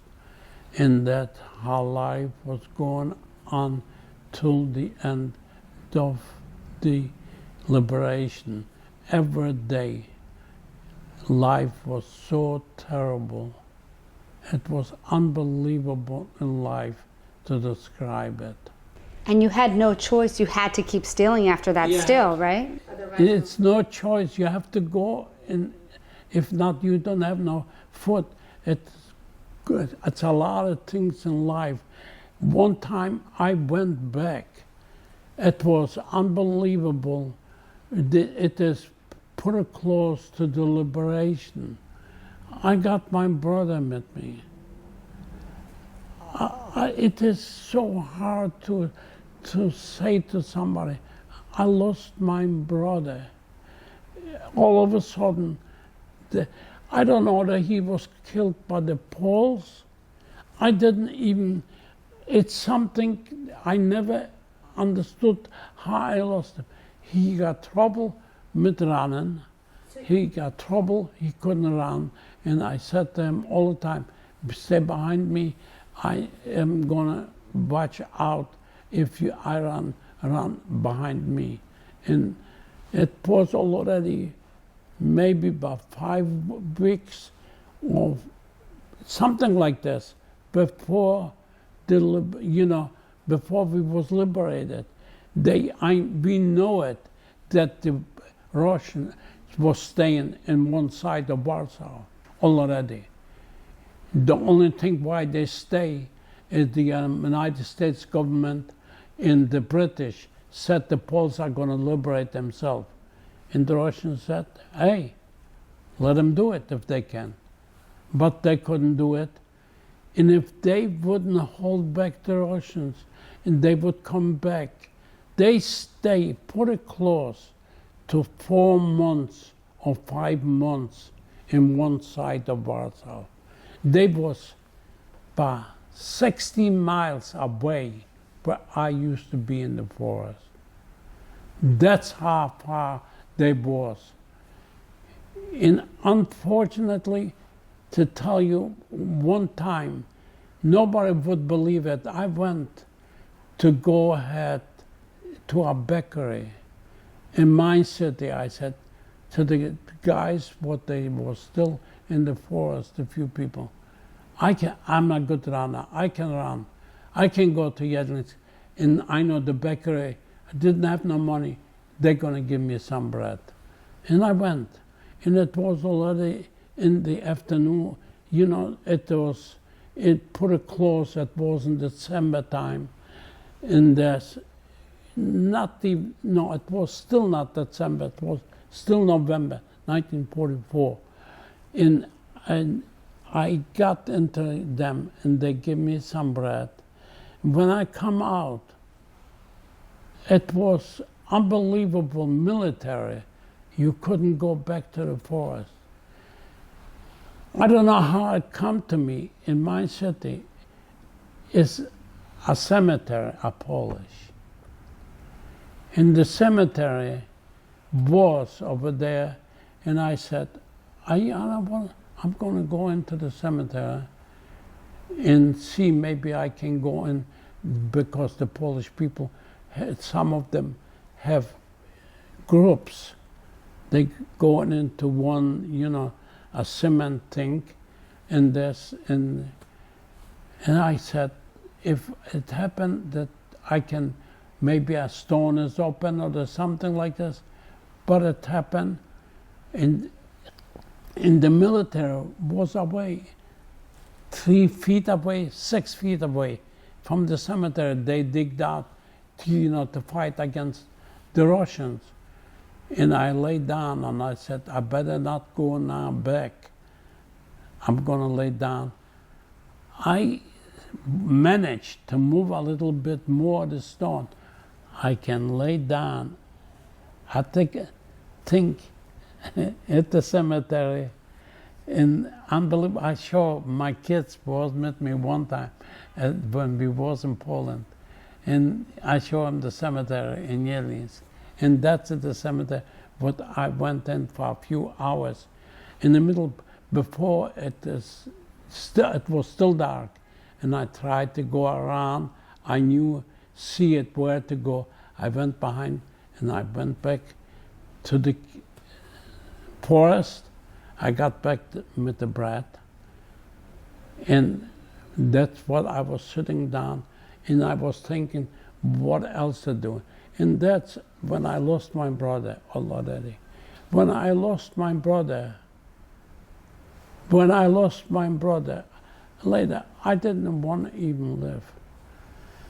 I give up my life. It is so hard to describe what I did. I went into a farmer. The barns. He got cows, he got horses. I didn't know that he has a dog. When I open up to go into the barn, the box, the dog has started hollering. They start, and I put in my hands out, and I put then my hands on him, on the dog. Please don't. I was talking to him. Please don't bark, because the farmer is going to kill me. I went on the top. I lay down.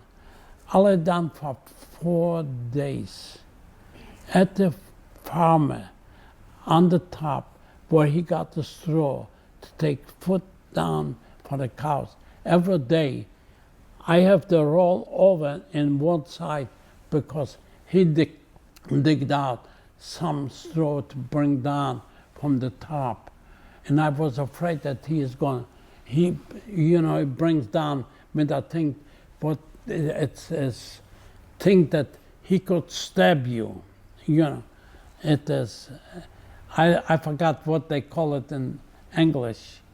Yeah, it is as like you got not a shovel, but it's got some places that they could bring it on the straw. And I was afraid that he could stab you. And I turned over, however, I could feel it, where he brings down the straw, and I roll it over on one side. And I was laying over there 4 days, or maybe another, I don't remember exactly.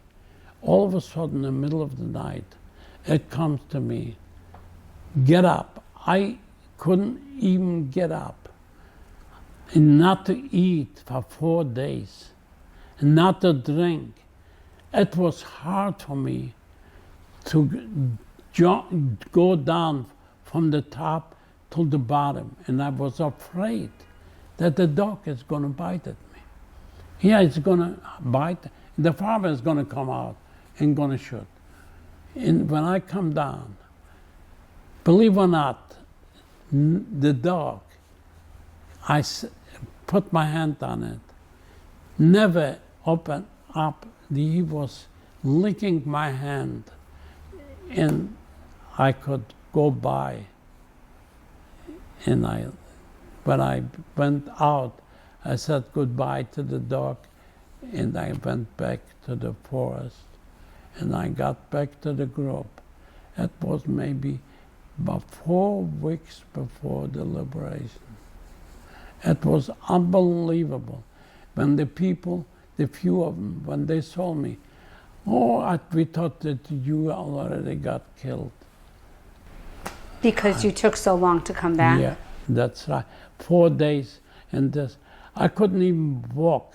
So a week before that, that was when you and your brother were on the farm. You both ran away. Someone was shooting and he got hit? He got shot, and I never saw him. I never saw him in my life. Yeah.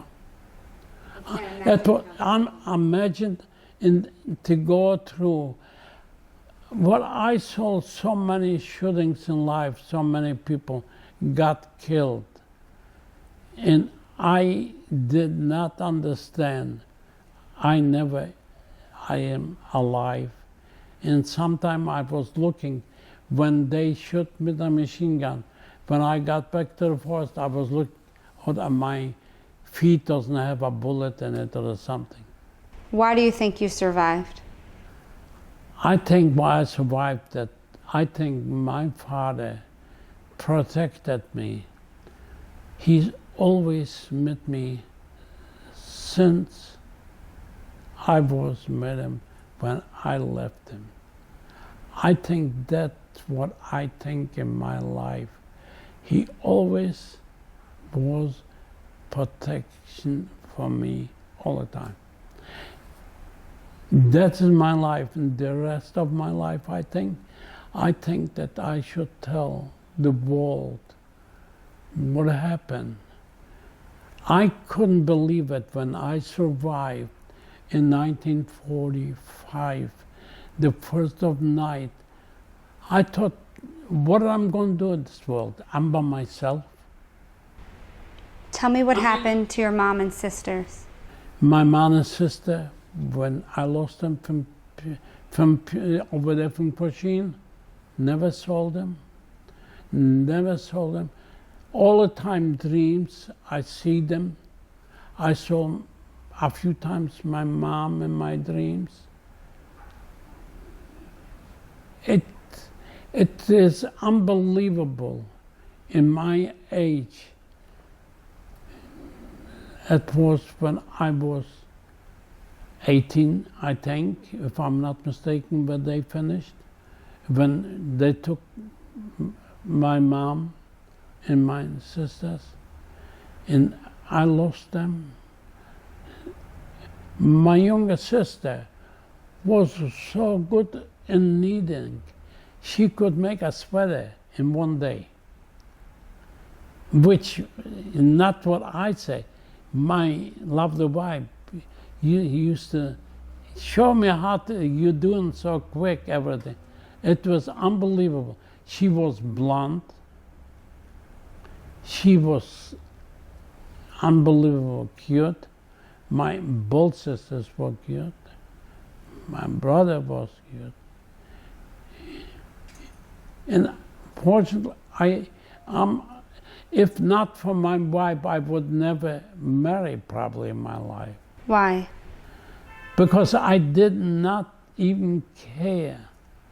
Because when I tell you a story, my wife, when she survived, when somebody told me that she is alive, it was in 1945. I was in the beginning, but the liberation, I never come back to this. You couldn't go to the city of Yedlinsk.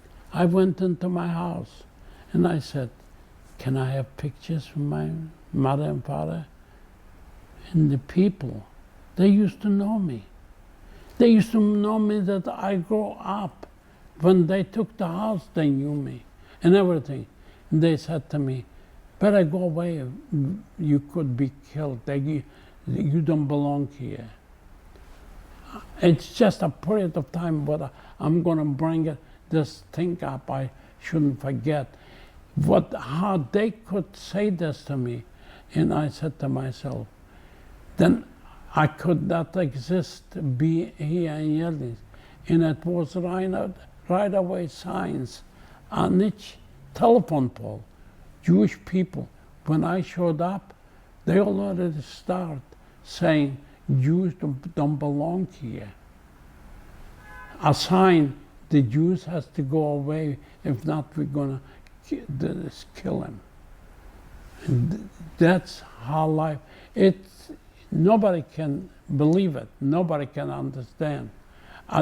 As so things in life, in your one home, in your own place where you was born, that you cannot exist. So what I decided right away, that I have to go with the Russians. I cannot stay in Poland. And I went with the Russians all the way to Opel, till they, not far away from Berlin in Germany. And that's how I could live in the beginning of life. I didn't know that a lot of people going later, in the beginning of April, it's somebody, a guy from my city, a Polish guy, he knew me before. He said, I hear that some people are people surviving in this. And later, he come back, put it close, but the end of April or something, when the liberation, he come back and said, Sabina is alive. I thought that he is lying to me. I said, what are you talking about? If I tell you Sabina is alive, they know Sabina by the name, He was growing up with us together. And I couldn't even stay anymore with the military. And I said to them, I want to go to Yedlinsk. And I took the train, I went into Yedlinsk, and a few more survivors survived. And I saw Sabina. And when I saw Sabina, it was another life. When I saw some more people survive. And my uncle later, 3 days later, my father's brother survived, and he come to Yedlinsk too. And that was another life.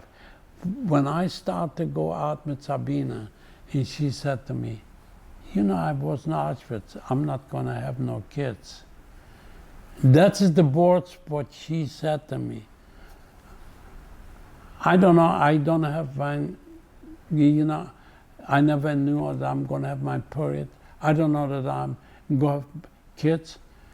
And I said to him, I look at her and I said, why did you want to have kids?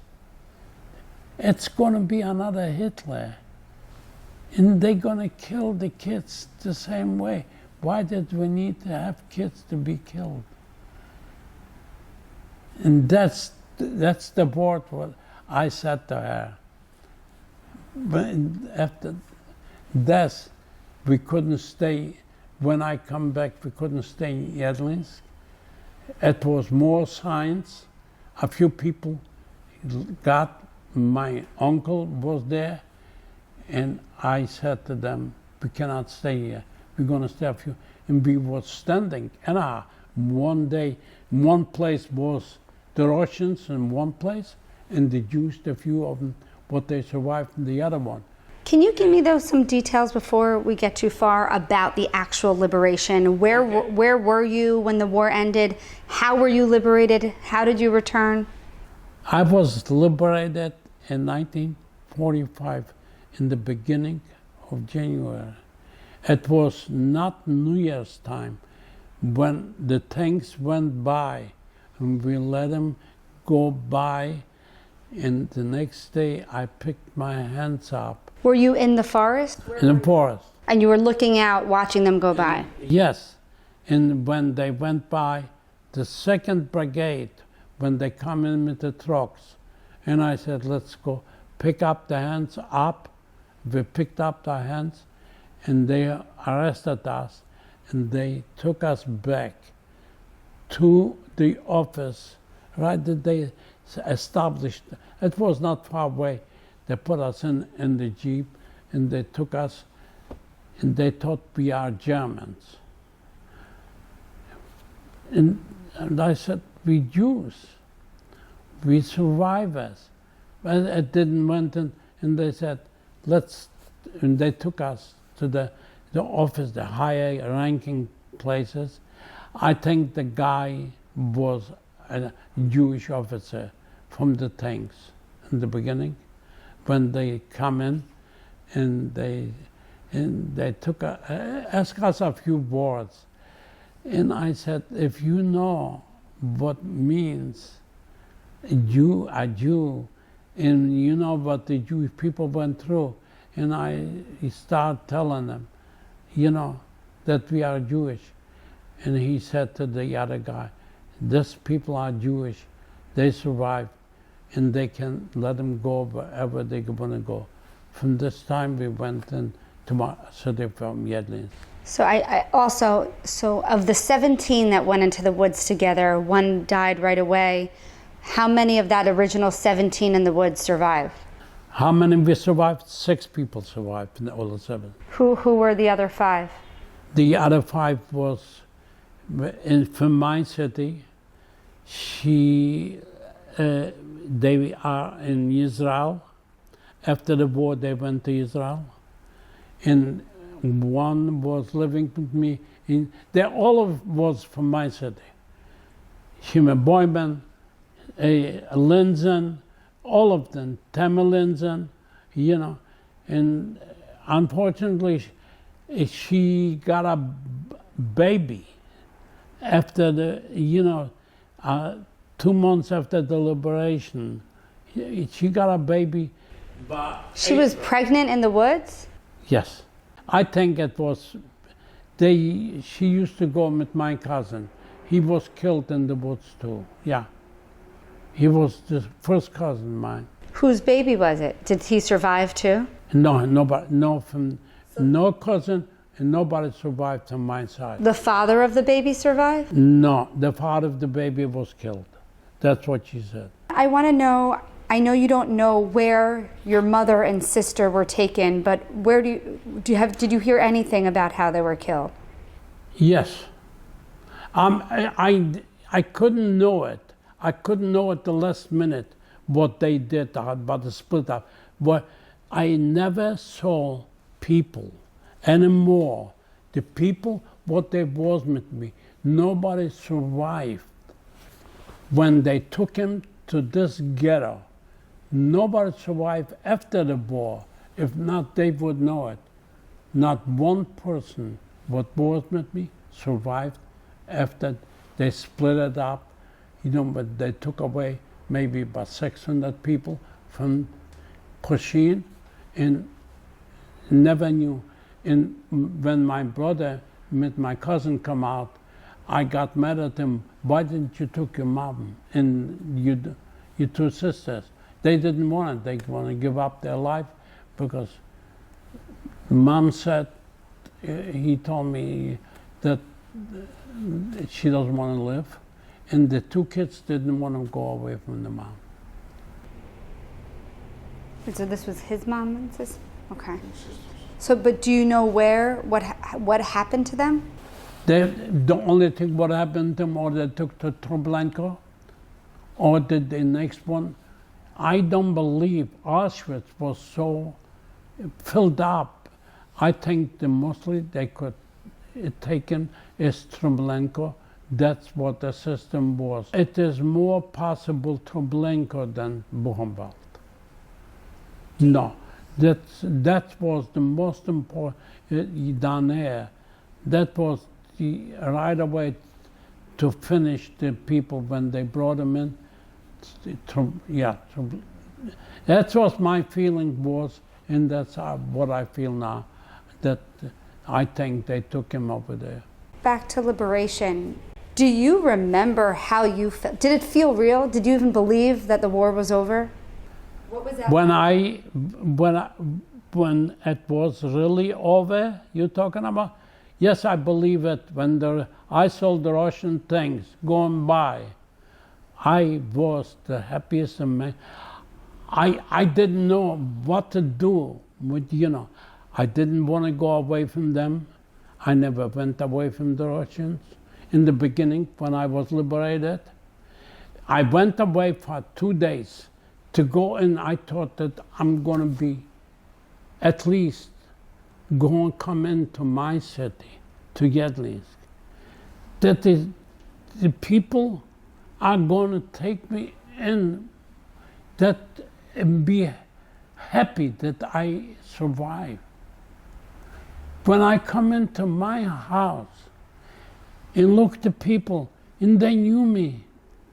And they knew me when I grow up. They got kids the same age this time, what I. And that I play with the kids and everything else. And they could say to me, the only thing I ask, I never knew my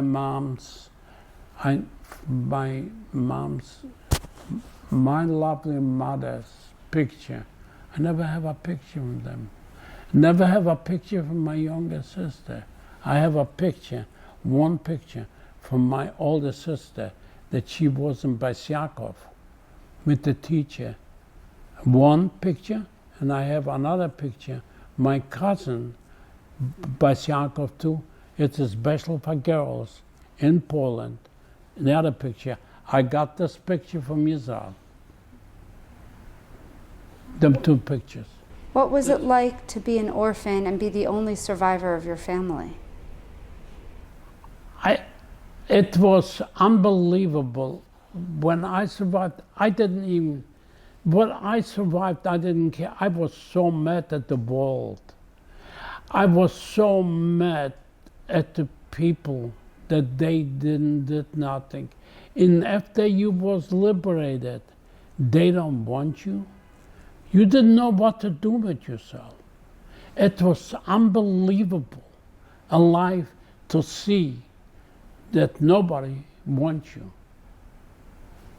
It is it is not just the going by. Even when I went away from Poland, and when I was in Germany, nobody opened up the doors for the Jewish people either. 5 years. And unbelievable what was going on. It was so bad going on. When my wife was pregnant with the first baby, she was pregnant in Germany. And she said to me, what do you think? And I said to her, you got a sister in Paris. I don't want my son should be born in Germany. It was in Regensburg, which I got a beautiful home. And I was not living in a barrack or something. Tell me first though, so you were in your back in your hometown. Yeah. You started dating your wife. Yeah. Where did you go from there? From there, I decided from there to go away from Poland, leave Poland, and go where the Americans are, in the side of the Americans. With Sabina? Regensburg. Did you go with Sabina? Yes, and I took my uncle with me. Did you get married first or no? No, I got married in Regensburg. My uncle married me. Regensburg. It is in Bavaria. It is on the Oder. Yeah, the border goes by down there, yeah. So you took Sabina there. I took Sabina there, and I took my uncle there, and my uncle didn't want to stay with me. He went to Feldafing, not far away from Munich. It was a special place for the German soldiers. They made it for the Jewish people, survivors, starting to live over there. It was Feldafing. It was other places. Mostly all survivors was on the American side after the war. And then from there, where did you go? From there, when she got pregnant, and I said to her, she didn't even know that her sister, older, alive or something. And later she found out she's alive. And finally they sent a letter, and she found everything and everything. And I said, if you would want it, we could go to Paris and have the baby, not to have it. And I hate it so much in my life. I didn't want it. Should be in the German soil. And I made a mistake, this one, in my life that I went. It was a hard life in Paris, and I didn't stay too long over there. It was, I was not a tailor. I supposed to, you know, I never got anything in my life. I could be an electrician or other thing, but not in Paris. And when you come to Paris, you have to go what is going on. In the only thing what I can do is to work in a tailor shop and done. But my wife's sister, she got a shop after the war. They give her back what before the war, and I didn't want to stay too long over there, and I said to Sabina, with the child, how about to go back to Regensburg, because over there to sign up to go to America would take more than 6 years, 5 years at least. And that's considered Germany? Regensburg? Yeah. Back to Regensburg.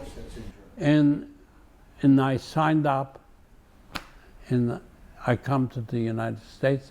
Truman opened up, it was in 1950, before Hanukkah.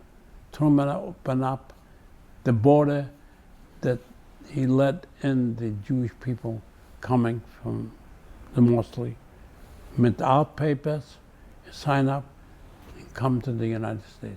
But what was it like to live in Germany after? After the war, it was better to live in Germany than in Poland. At least you was not afraid for your life. You was living a normal life. They feed you, they brought you in food. It was done by the United Nations or the thing, and we was picking up some things. And my uncle used to live not far away, and when it start up, Israel starting taking in Jewish people from coming around to Germany. When Israel starts, and my uncle decided he wants to go to Israel, and he got married, he got a child. And I said, why did you want to go now to Israel? It's going to be a hard life. He said, I wanted to go, and he went to Israel. That was in 1947. What were the non-Jewish German people like? How did they treat you after the war? The German people after the war didn't got anything what to say after the war. It was a low profile at the Germans. It was like you was living in a place that you was not afraid that somebody's going to kill you. It was the only thing you was fighting in Germany met people what they survived, what they was fighting against the Russians. They come to Germany too. Ukrainians from other places around, from the Russian side, what they went over to the Germans, they come over to the United States. And the Jewish people always was fighting around with them more than with anybody else. That was life going on, yeah, all the time. Between the Jews and the Ukrainians but the Germans never the Germans said a word, or after the war, you was living like you would live in a place what Germans would never exist. They did not say. The only thing what they said, we didn't know it.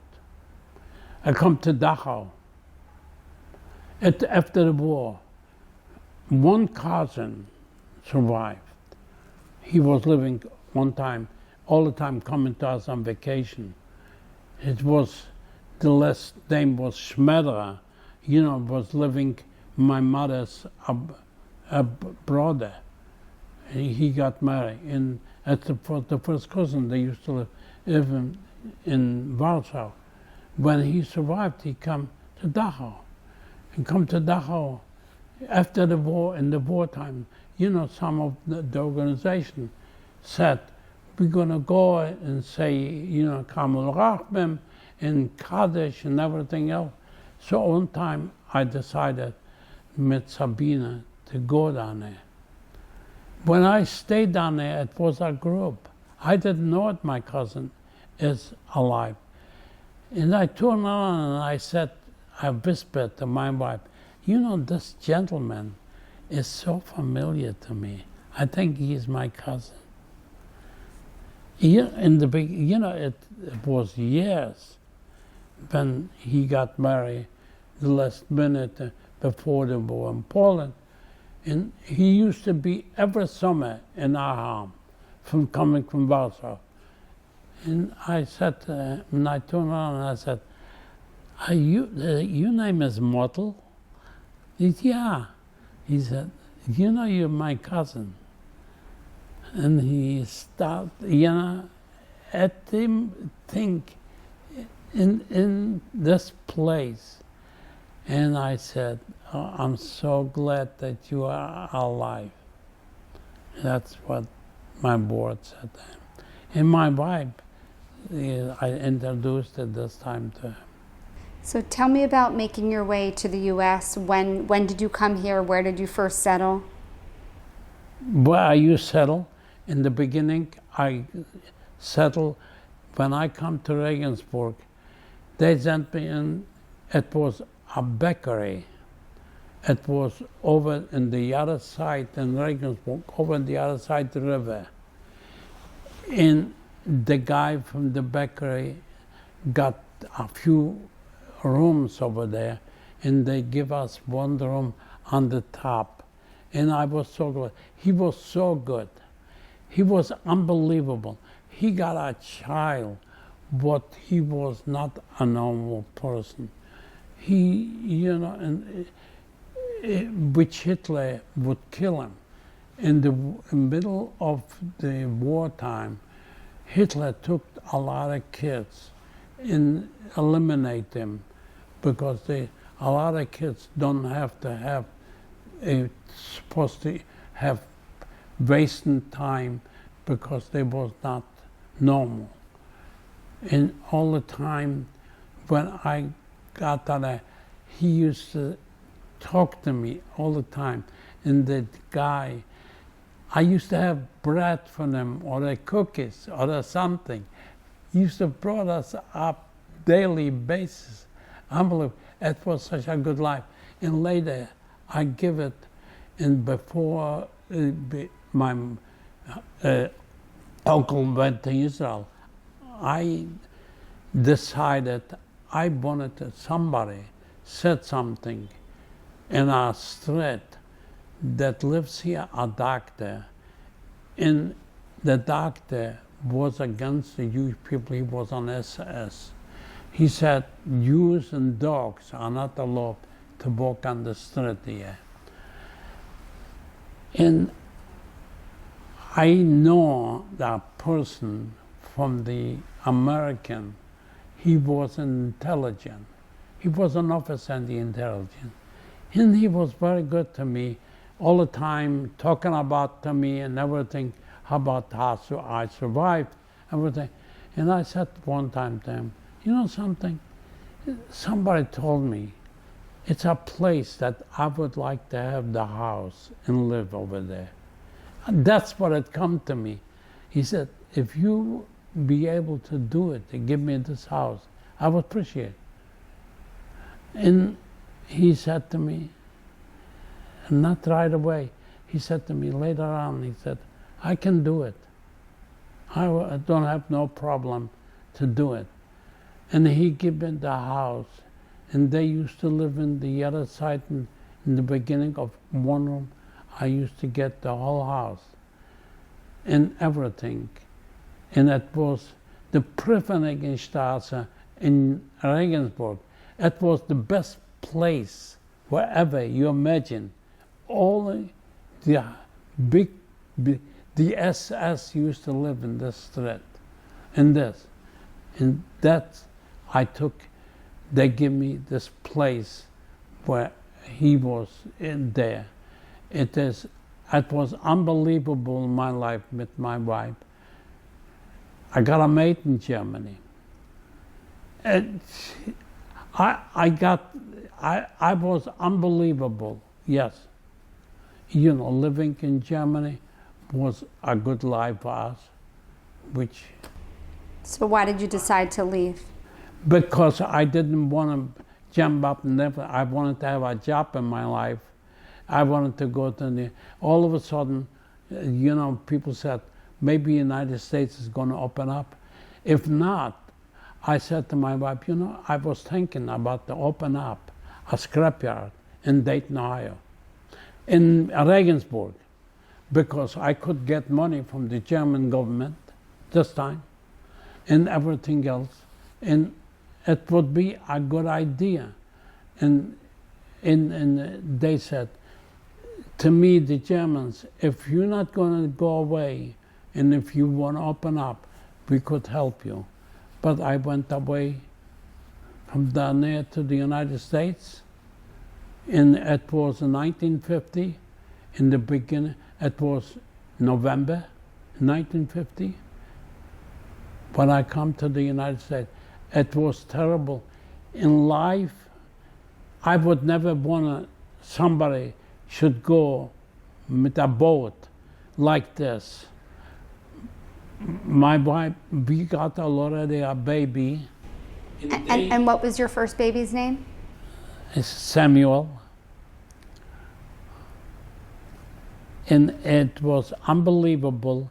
And they put, when we come to the, you know, to go to the United States, separate men, women, and they put that in on the floor that you could hear the water going on the bottom. And finally, I find that it was an hour, you know, it was people, the soldiers were taken from here, I think it was Korea War or something, you know, and soldiers were going there, and when the vessel come back, start in Bremerhaven in Germany, and they took people, what they supposed to go to the United States, took them on the vessel down there. When they find it, when I see my wife, said, she started to cry, to lay here for someone there. And I said, let me go up on the top. I went up on the top, and you know, she cannot be with the baby like this. Finally, he took her up and gave her on the top to be with somebody else in one room, you know, separately with the baby. He was, I think he was a year and a half old or something like this. I don't know exactly the age, what he was. And it was unbelievable.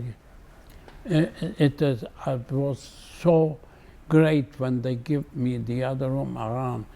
And besides this, being on this boat, she was the whole week sick. Didn't want to, she said, I don't care to live anymore like this. I mean, she couldn't take it. But being down there, when it's the weather was so rough, and it was in November, it was November, in the end of November, in 1950, in the weather, all of a sudden we sit at the table, the whole plates went down on the floor because the wind was so terrible and the weather was so terrible.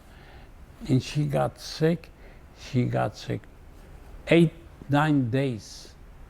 And I said, listen, you're gonna get sicker if you're not gonna come out. But she couldn't do it. She never did it. Finally, when we come to the United States here, arrived New York, come out, that's what, and they send us to Dayton, Ohio. Who's they? So the immigration here? The immigration. Yeah.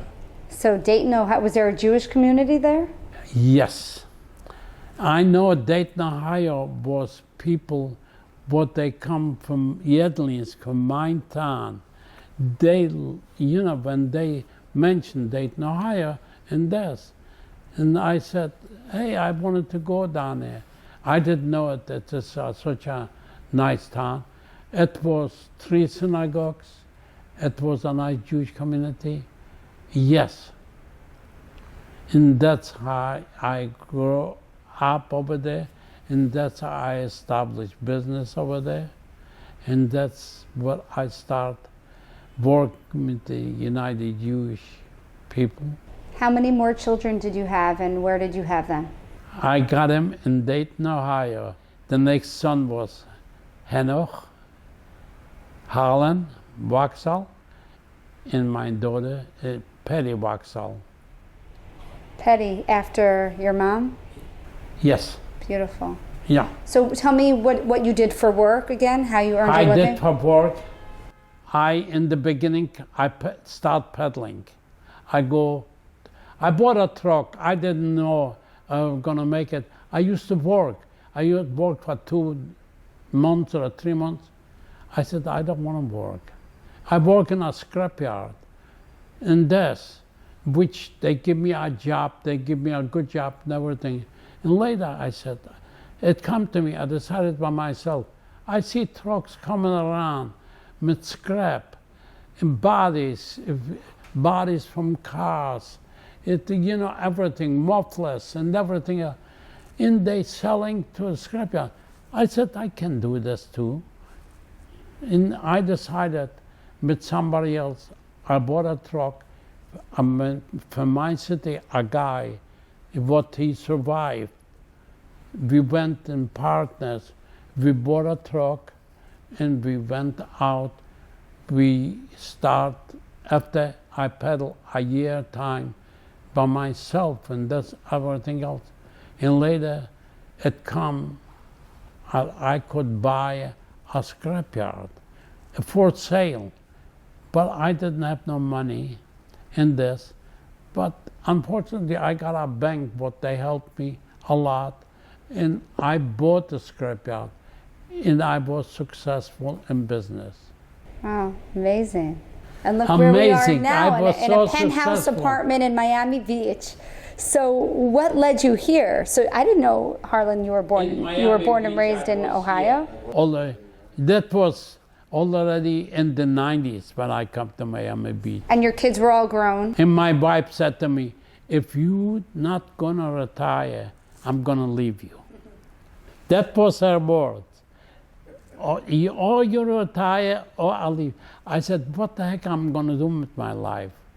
I'm gonna retire, I don't know what to do with my life. I knew I liked my business, but I was in it. I was successful in my business, and I did very good. Incredible, that work ethic. Yes. So were you happy in Ohio?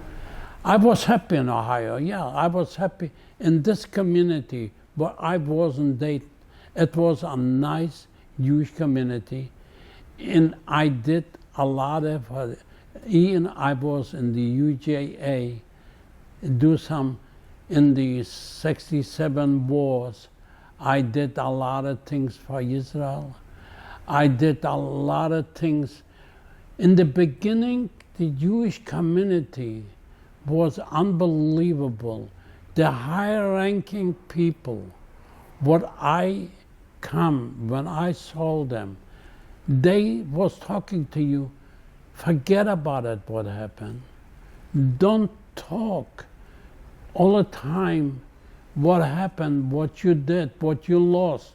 And to me, it was just like somebody take a knife and stab in my back. I never could understand them and everything. In the beginning, didn't have no choice but going along. But later on, what we did, we tried to make it. We was successful, I think, pretty close to 25 survivors or more, something like this in Dayton. Families or survivors? Some of them was families, and some of them was, they mostly got married after this, mostly what they used to live in Dayton. Were they your closest friends? Yes, I was friend with, yeah, absolutely. I went out with them every time in the restaurants and everything else. But mostly what I'm going to bring you out, it was unbelievable with how the Jewish community, how I did it. And what I did so much before the 1967 war, I knew the president from the UJA and everything else. And he was a good friend because the age was one for my oldest son, one daughter, and one was for my from my daughter, was friendly with them too, and everything. And I tried to let them understand a lot of things, what happened that we can never forget, and we starting up a show up, which it was never brought up in the United States. Nobody was thinking about it. What we did, the few survivors in Dayton, it was 3 rabbis. In the beginning, to take rabbis should agree with you. Somebody said, it's never going to happen. But it was a reform, it was an orthodox, it was a conservative.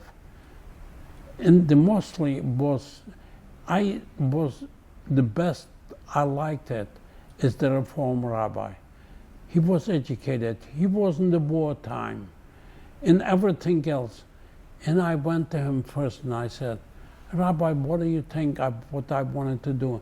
I wanted to do it 1 year to say, speech, Kaddish, memorial, everything what we need to do for at least to give that 6 million didn't die in vain, that we ever will think about him and not to forget him. And he said to me, if you want to do it, do it. I said, let me bring all the 3 rabbis together. And I said to the 3 rabbis, I don't want it, they should tell us what to do. We told them what to do. And they agree. And this time we got think and we did it. And the whole Jewish community come in each year to another synagogue. And that was what we did. That's what the survivors did.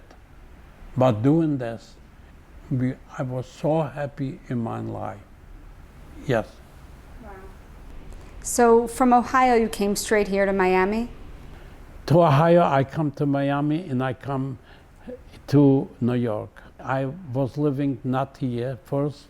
I was living in Hollandale. I bought a place in Hollandale and on the ocean too. And I got so many, my wife was so happy to be here in this. I bought this place when I was still in business down there in the Hollandale. And he used to I play cards and everything. I did so much when I was driving to help people, elderly, in places down where I used to live. It is unbelievable. Some of them was older than me.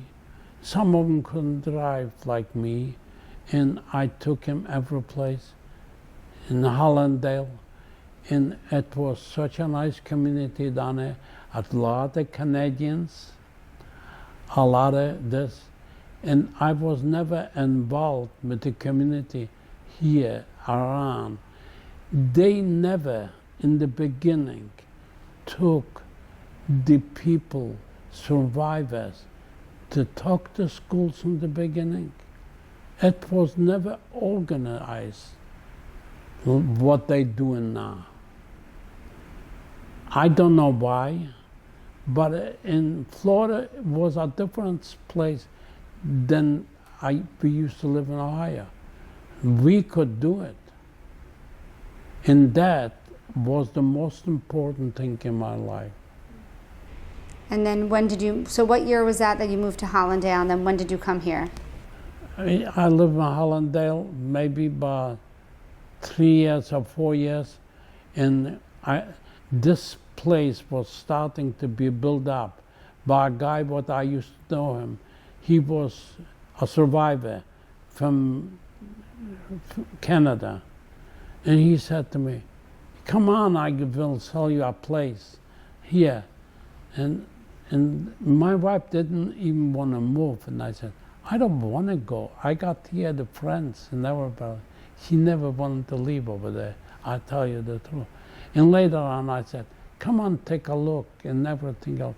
Finally, she said, "Okay, you want, let's buy." We bought it here on the 14th floor of one place.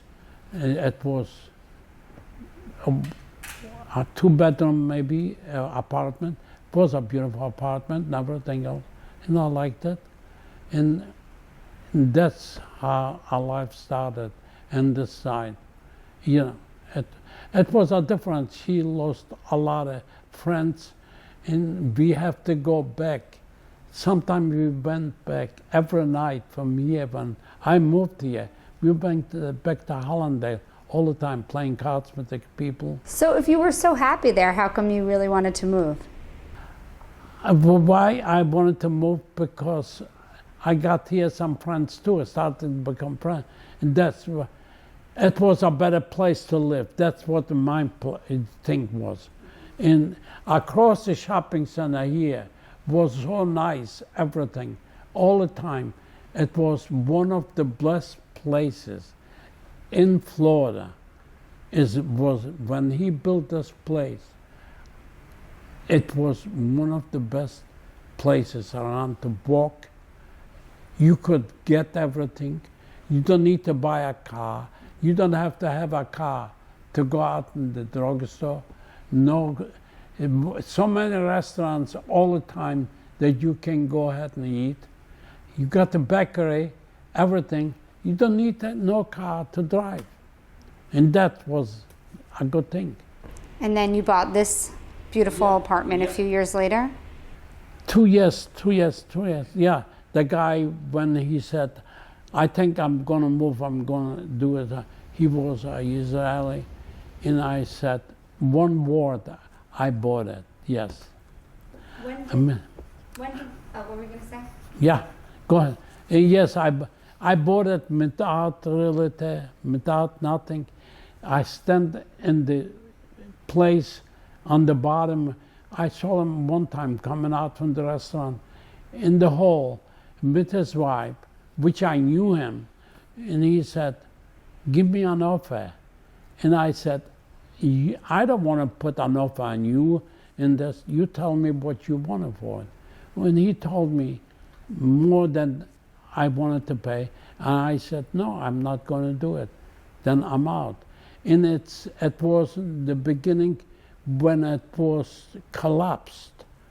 The whole here, every place what they built, after I bought it, it was a collapse on it, and I never went out of my agreement, which a lot of people bought it when they built it, and the unit was built, and they went away, because they could buy cheaper this time. Because The market collapsed. the market this time collapsed, absolutely, when I bought this. Yeah. Jack, when did Sabina pass away? My Sabina passed away eight years ago, I think, if I'm not mistaken, yes? Am I correct? Yeah. Well, that must have been devastating. when Sabina passed away, I think in my heart, I didn't want to live. I tell you, she was thinking in my heart that I never forget it. I don't think so. It is another couple on this world to have a life like I got with my wife. She was unbelievable in life. She was so happy in her life.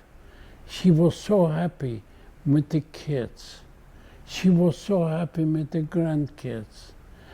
Sabina was unbelievable to describe. It was not another person on this world. She could make jokes. She could make you laugh. She could go, it didn't make no difference to whom to make jokes. She could make the dirtiest joke to a rabbi. And it come out, everything come out like natural. Unbelievable.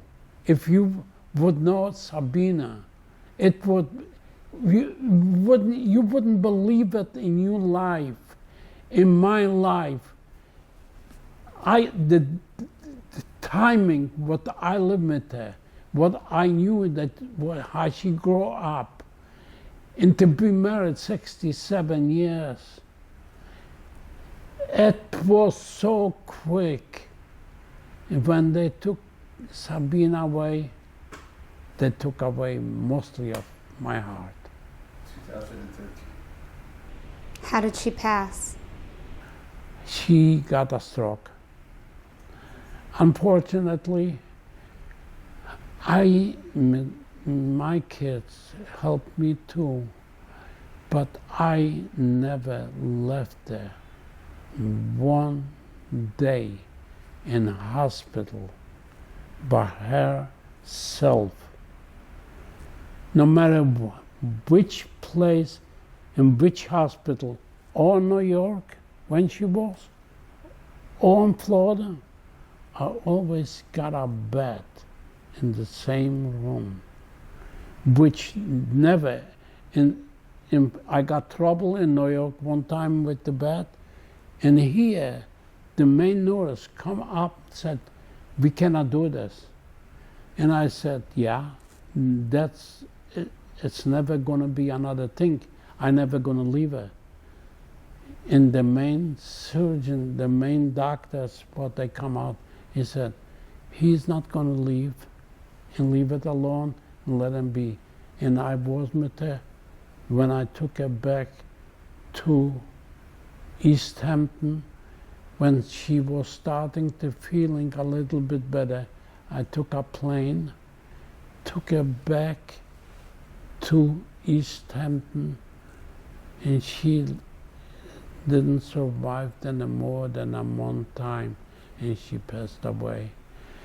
And when I saw her passing away, it's unbelievable to describe. And every time, I didn't want to even come up. I was introduced to so much in my life. And why would you want to stay by yourself? And rabbis and all the thing in Florida here, and they tried to tell me a story. And I said, Rabbi, it's not my style of life, what you say. It's never going to happen.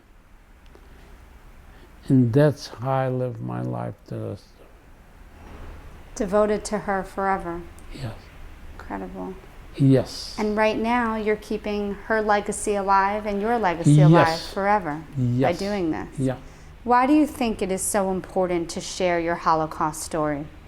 What I care, but we should never forget, 1.5 million kids did not know it, why they was put in a grave. They didn't know it, what the meaning is life still. And that's what in my mind as in my life. I see my sisters and my mother and my father. They never left me, I feel. That is my legacy in my life. And that's why I said to people, we should never forget the 4.5 million or 4.5 or more than 4.5. We don't know exactly how many they really killed. We come up with, I think, 6 million. It was more than 6 million people killed. Between Poland, but itself was 3.5. From the Russian Ukraine, from the other side, Hungarian, France, and other places around, it was more than 6 million. In the beginning, our legacy, our leaders didn't know what to do. And that was a big problem. And it's a big problem now in my mind, what they think. Anytime when I have a speech, please don't try to go after somebody. Don't try to go after the Poles. And I looked at him still now. I'm going to have a speech the next Sunday. They said to me, watch it what you're saying. Please don't do it, you know. And I have to do it what they wanted. And I think it's wrong. But that's life. When you hear about anti-Semitism, not only all over the country, across the globe, does it make you fearful? Yes. Unfortunately, when I come to the United States, when I start doing business peddling, and I got on by Jewish, you know, scrap dealers and this, the kids from the Jewish people said, you know, you people went away like animals. You know, you didn't know how to fight back. And I start to talk to him. In the beginning, when I come to the United States, and I try to tell him, you don't understand. People don't get it, what the Germans did. They make you that you was not a person. When they took you, starting to take you in ghettos, you was not a person. They let you starve the whole day. It was unbelievable. When I was in Warsaw one day, I got back. You could see, if you go back the sidewalk, people died. When you walk back and forward, people died at the sidewalk in ghettos. Didn't have no food to eat. Couldn't survive. They didn't have to do nothing. They didn't give you no water, no food. That was life, to live like this.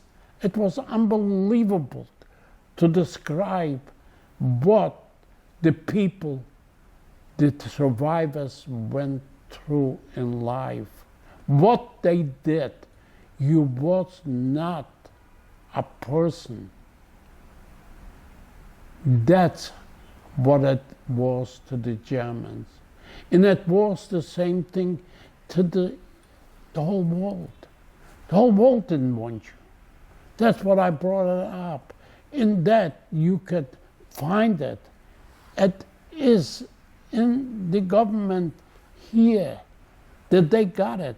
That Hitler asked really in put it close, but in November in the beginning, they asked, you wanted the Jews, take them to Israel. And they refused. Even to Israel they refused. Unbelievable in life to understand. Which Israel, the Jewish people signed up in the camps and they killed them after the signing up, after the British rejected.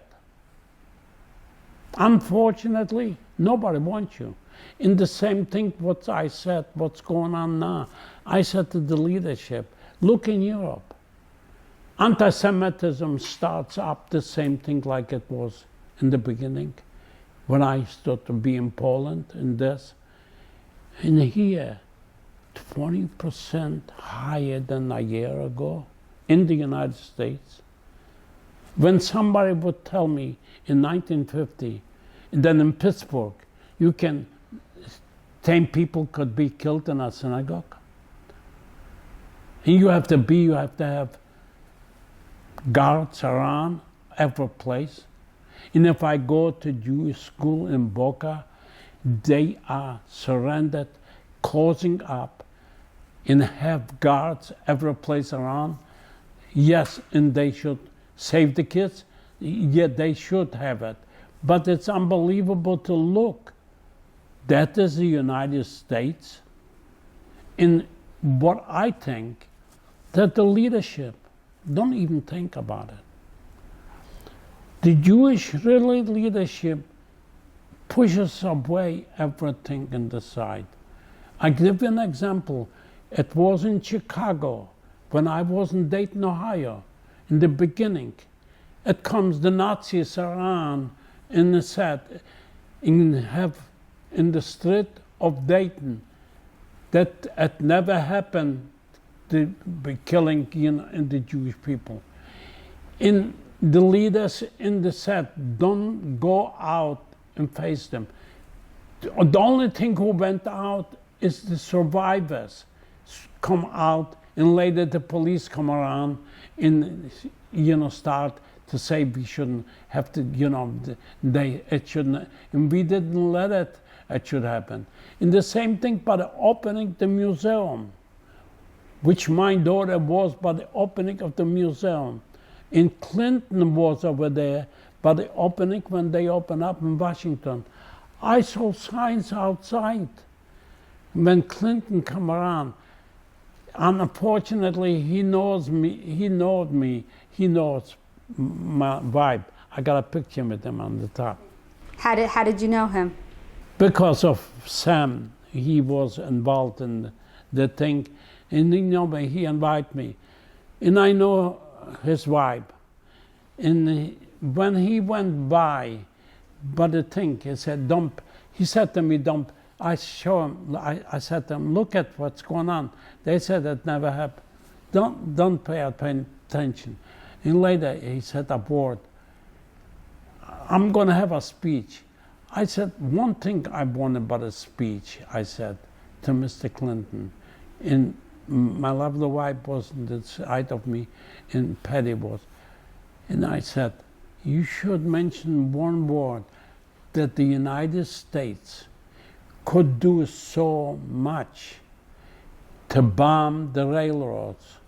It was 5 minutes away. And they could bomb all the railroads, going back a year from everything else, but everything was all thing in the beginning.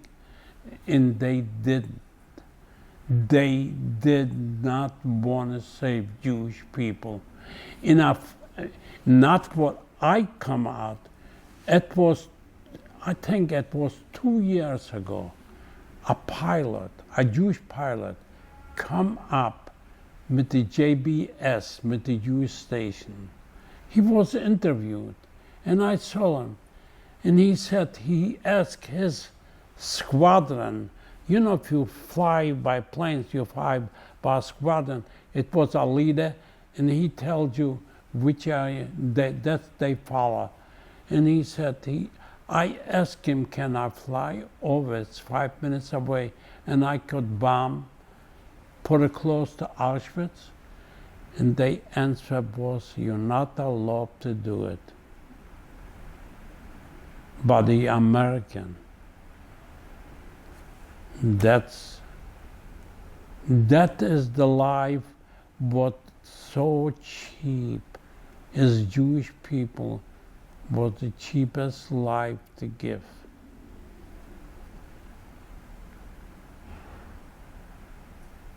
Unfortunately. What lessons of the Holocaust do you hope to teach to younger generations? The most important thing at the younger generation, that we should tell them the story what was going on, And they should understand, if I go into a school and I talk to them, and after I finish up and I ask them, would you ask me any question? I would answer you what I said. And that's the most important thing, to relay to them the beginning, what the problem with this anti-Semitism against Jewish people. We are human like you, I say, like everybody else. We got gifts. The Jewish people give so much to this world, a percentage-wise. We wanted to see in scientists and everything else. We get ignored. That's all. Jack, so tell me, you have 3 children. How many grandchildren? I have 7 grandchildren. I got great-grandchildren, 9. A 10th is coming in August. Amazing. Yes, and I'm so grateful. It is so cute. All the kids are so beautiful. If you see them, it's unbelievable in life. Yes, the great-grandkids. You didn't even know if you would survive the war, and look at the family you've created. I didn't even know I survived the war. And I wish, when I see now, and I mentioned to my daughter the last week, look, if Mom would be here, better breasts, and everything else, and I was sitting, would you believe what Mom would say it? She would say it, I couldn't believe it. What I did on this world. And I'm so glad what she got married with me. And she was unbelievable. She, in some time, she guided me. You know, and it is unbelievable to understand how I never went away with her. It happened that I left her in Paris, going back to Paris where she was when she was born, her son. I went to Poland. I went to Poland because it happened in Germany when we was. It was an officer from the Ukraine army. We went on the other end of Regensburg. On the bridge, probably survivors was friends. We always walked on the bridge, and the survivors started hollering, look who is walking here. His name was Janchak. He was, you know, and look at who is here. He walks in this. And nobody walked away and went and faced him. I couldn't stand it. I walked over to him and faced him. And I said, you Janchak. Because I knew him, because he was always taking a shower. And he hit you by going and taking a shower. Sometimes he almost killed people and everything else. And not one time he killed people. And when he survived, and when I saw him, and that's when the American intelligence officer, when I got so much friendly with him, and he asked me, what do really you want me to do with him? It happened, I almost grabbed a gun, I go back to an MP in Regensburg, because I used to deal with him at black market, with this common, and he said, are you crazy? In American, he said, which I didn't speak a good English. almost didn't speak English still. And he said to me, what do you think you're going to do? I said, watch it, what I would do it. I said, I know how to use the gun, because I used the gun by the Russians when I was. He said, no, you cannot do it. And what he said to me, you know what I'm going to do? I'm going to take him over to the American intelligence. And when I took him over to the American intelligence, the Jewish officer, he was the main leader. He asked me, what did you think I should do with him? You think, send him back to the place where he did it. Send him back to Radom. He said, that's easy. I'm going to do it. I'm going to do what you wanted. And I was in Poland when Poland was still under the Russian side. And I was back, and he was still not finished up in the George when I find out that he is over there in Radom. I went to the George, and the George said, what did you want me to do with him? I said, you give him electric chair, give him whatever you wanted. And if you wanted I should do the thing, I'd be glad to kill him.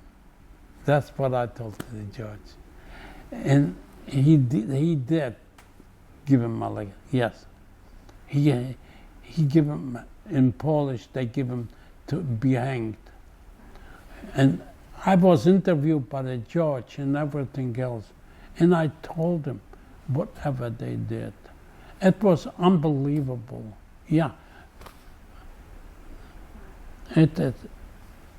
That is incredible thing in my life, what I did in my life. And I feel that I did things what I should do it. Until now, I do it. And I got all the time problems with some people, no matter what. And they said, done.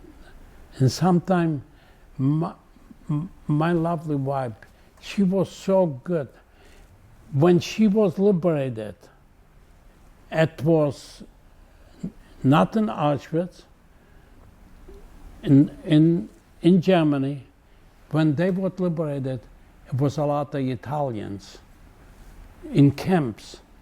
But they took him to the camp when there was, against the Nazis. They took the Italians.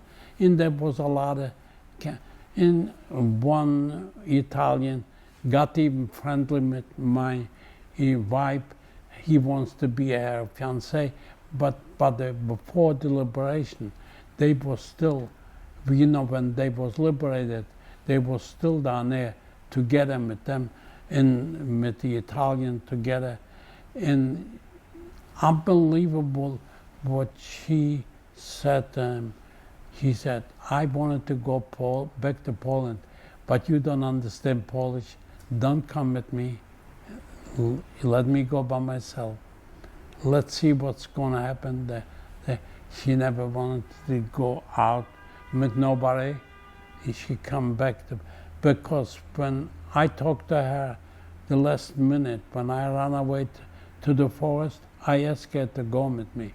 She said, no, I'm afraid. I got curly hair. Yeah, I hope I survived. I come back to the city where I was born. If we're going to survive, we're going to see each other. Wow. That was the answer what she gave. So when you last saw her, you were at the same camp, the one that you escaped from. So tell me her story, Sabina's story from there. When she come out, she was hiding. She was with a train to be taken to Oranienburg. It was 700 girls, and they was been taken to be killed. It was a death camp over there in Oranienburg. And all of a sudden, American planes come in. It was maybe, I don't know, a week before the liberation or something. They bombed. They didn't know it. They bombed this train and all girls. She was in the train. She survived the last minute when they bombed the train. How did she survive? She survived when they bombed the train. She went out. She was laying outside. And that's what I tried to tell you. It was not far away. A German lady with a baby, she said, maybe it was 2 years old or 3 years old. She asked her, she went over there out in the forest. It was 3 days before the liberation. In this, she asked the German, she could speak a little bit German, yes. And she asked her, can I have a piece of bread? She said, I don't have it. And that's the conversation was with the Germans. And she was so, and I said to her, you know, if something happened, somebody, I don't know, a few years ago, somebody Sam told me, somebody told him the story about your mom when she said after the war, when she was liberated, she said this to somebody, you know, it was a lady. When I would spit on some German, but she got so a good heart. It's unbelievable.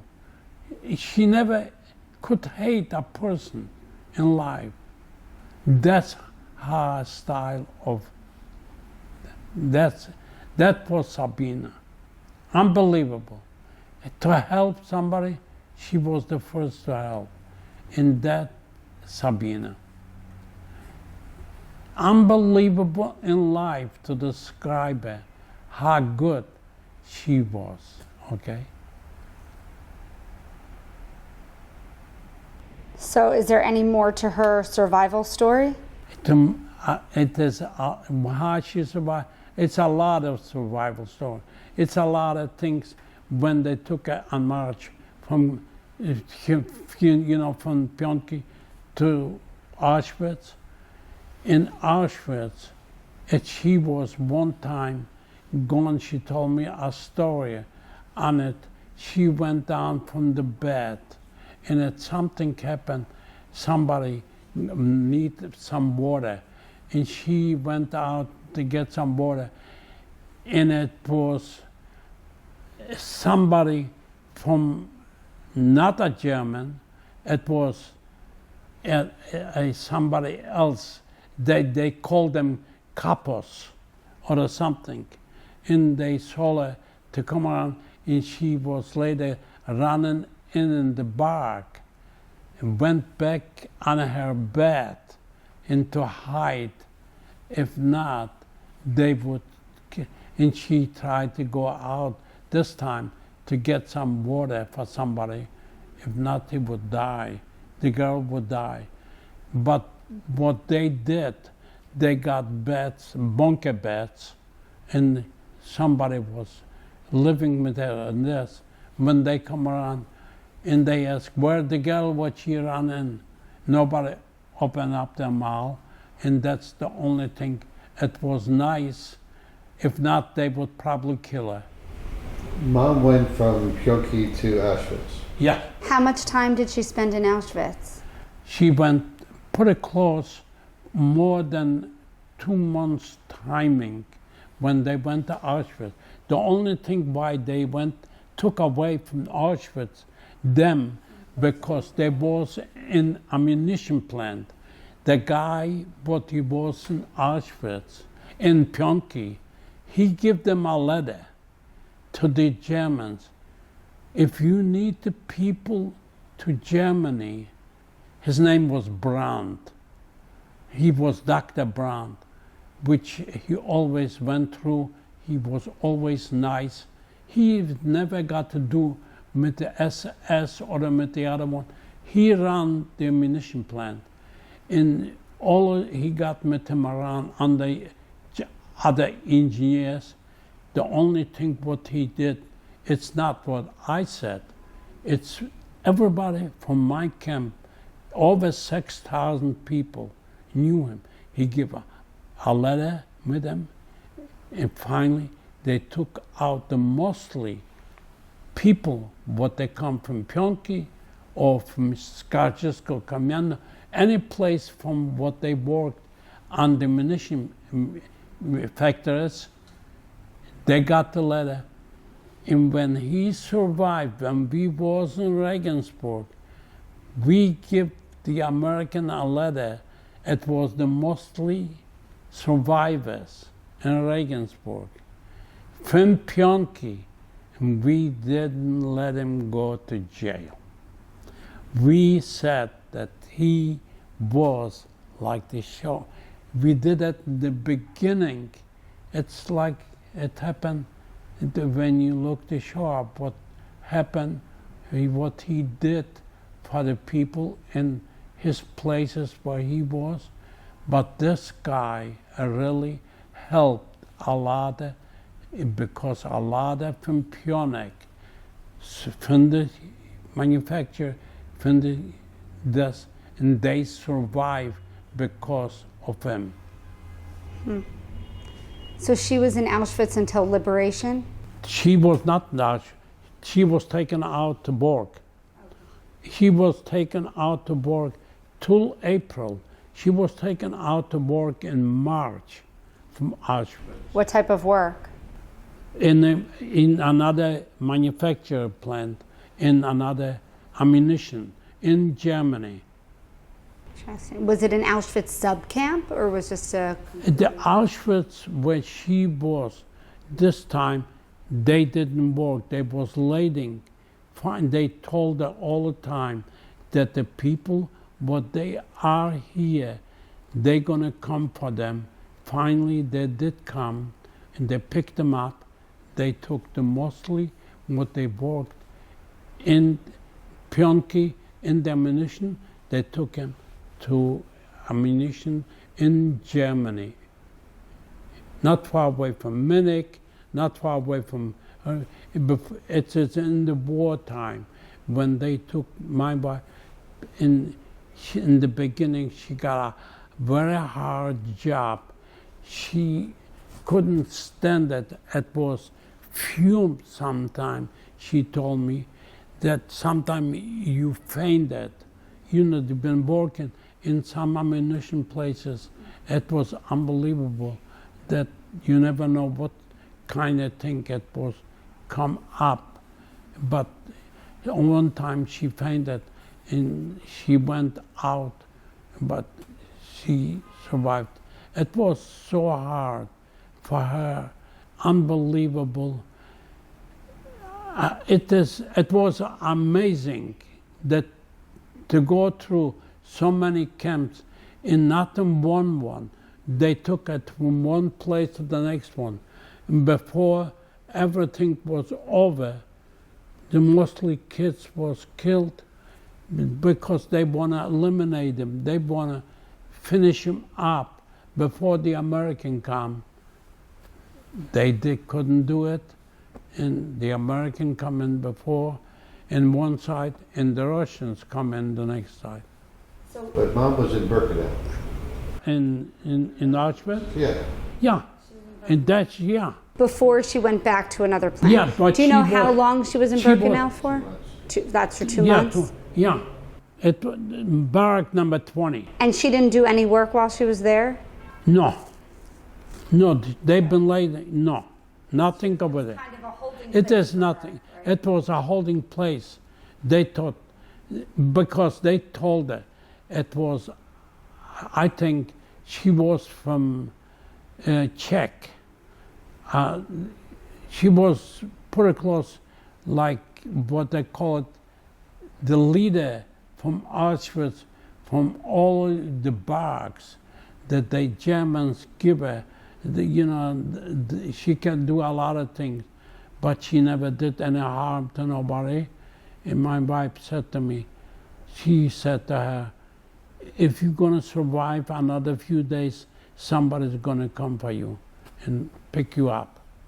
and it happened. So where was she when she was liberated? I got it marked down. One, what's your secret to longevity after all the pain you've endured? You look amazing. It was amazing. It was amazing to be alive after the liberation, and you got such a problem to live and to come back in you one city where you was born. That is the worst thing what you saw in your life. That why did you survive? That nobody wants you after the liberation. It did never change after the war. That was the whole problems for the Jewish people. They couldn't stay in Poland. A girl, what she was with me in Pionki, if I'm 1 month, it was not the liberation. She survived the same time when I did. She come out from a hiding in the forest in another place. And she was not far away from me. It was in the middle of she went out to dance with the Russians, and the Poles come in with a machine gun and killed the Russians. And she survived 5.5 years at the camps and got killed after the liberation in Poland, which I knew her. I know because she didn't work not far away from Pionki from me. I knew her. What's ahead for you? Huh? What's ahead? What's ahead? I look ahead that for my kids, they have a lot of things in my life, and for the grandkids, and the great kids. That is my head life. That's my life. Is that your greatest revenge against the Nazis? Yes. What you remind me to say it, that Hitler, if he would see that everything he committed himself to wipe out the Jewish people, he couldn't do it, he didn't made it, and we are ahead of him. That's the most important. We survived another life in our history. That's what the Jewish people survive. And we should never forget it.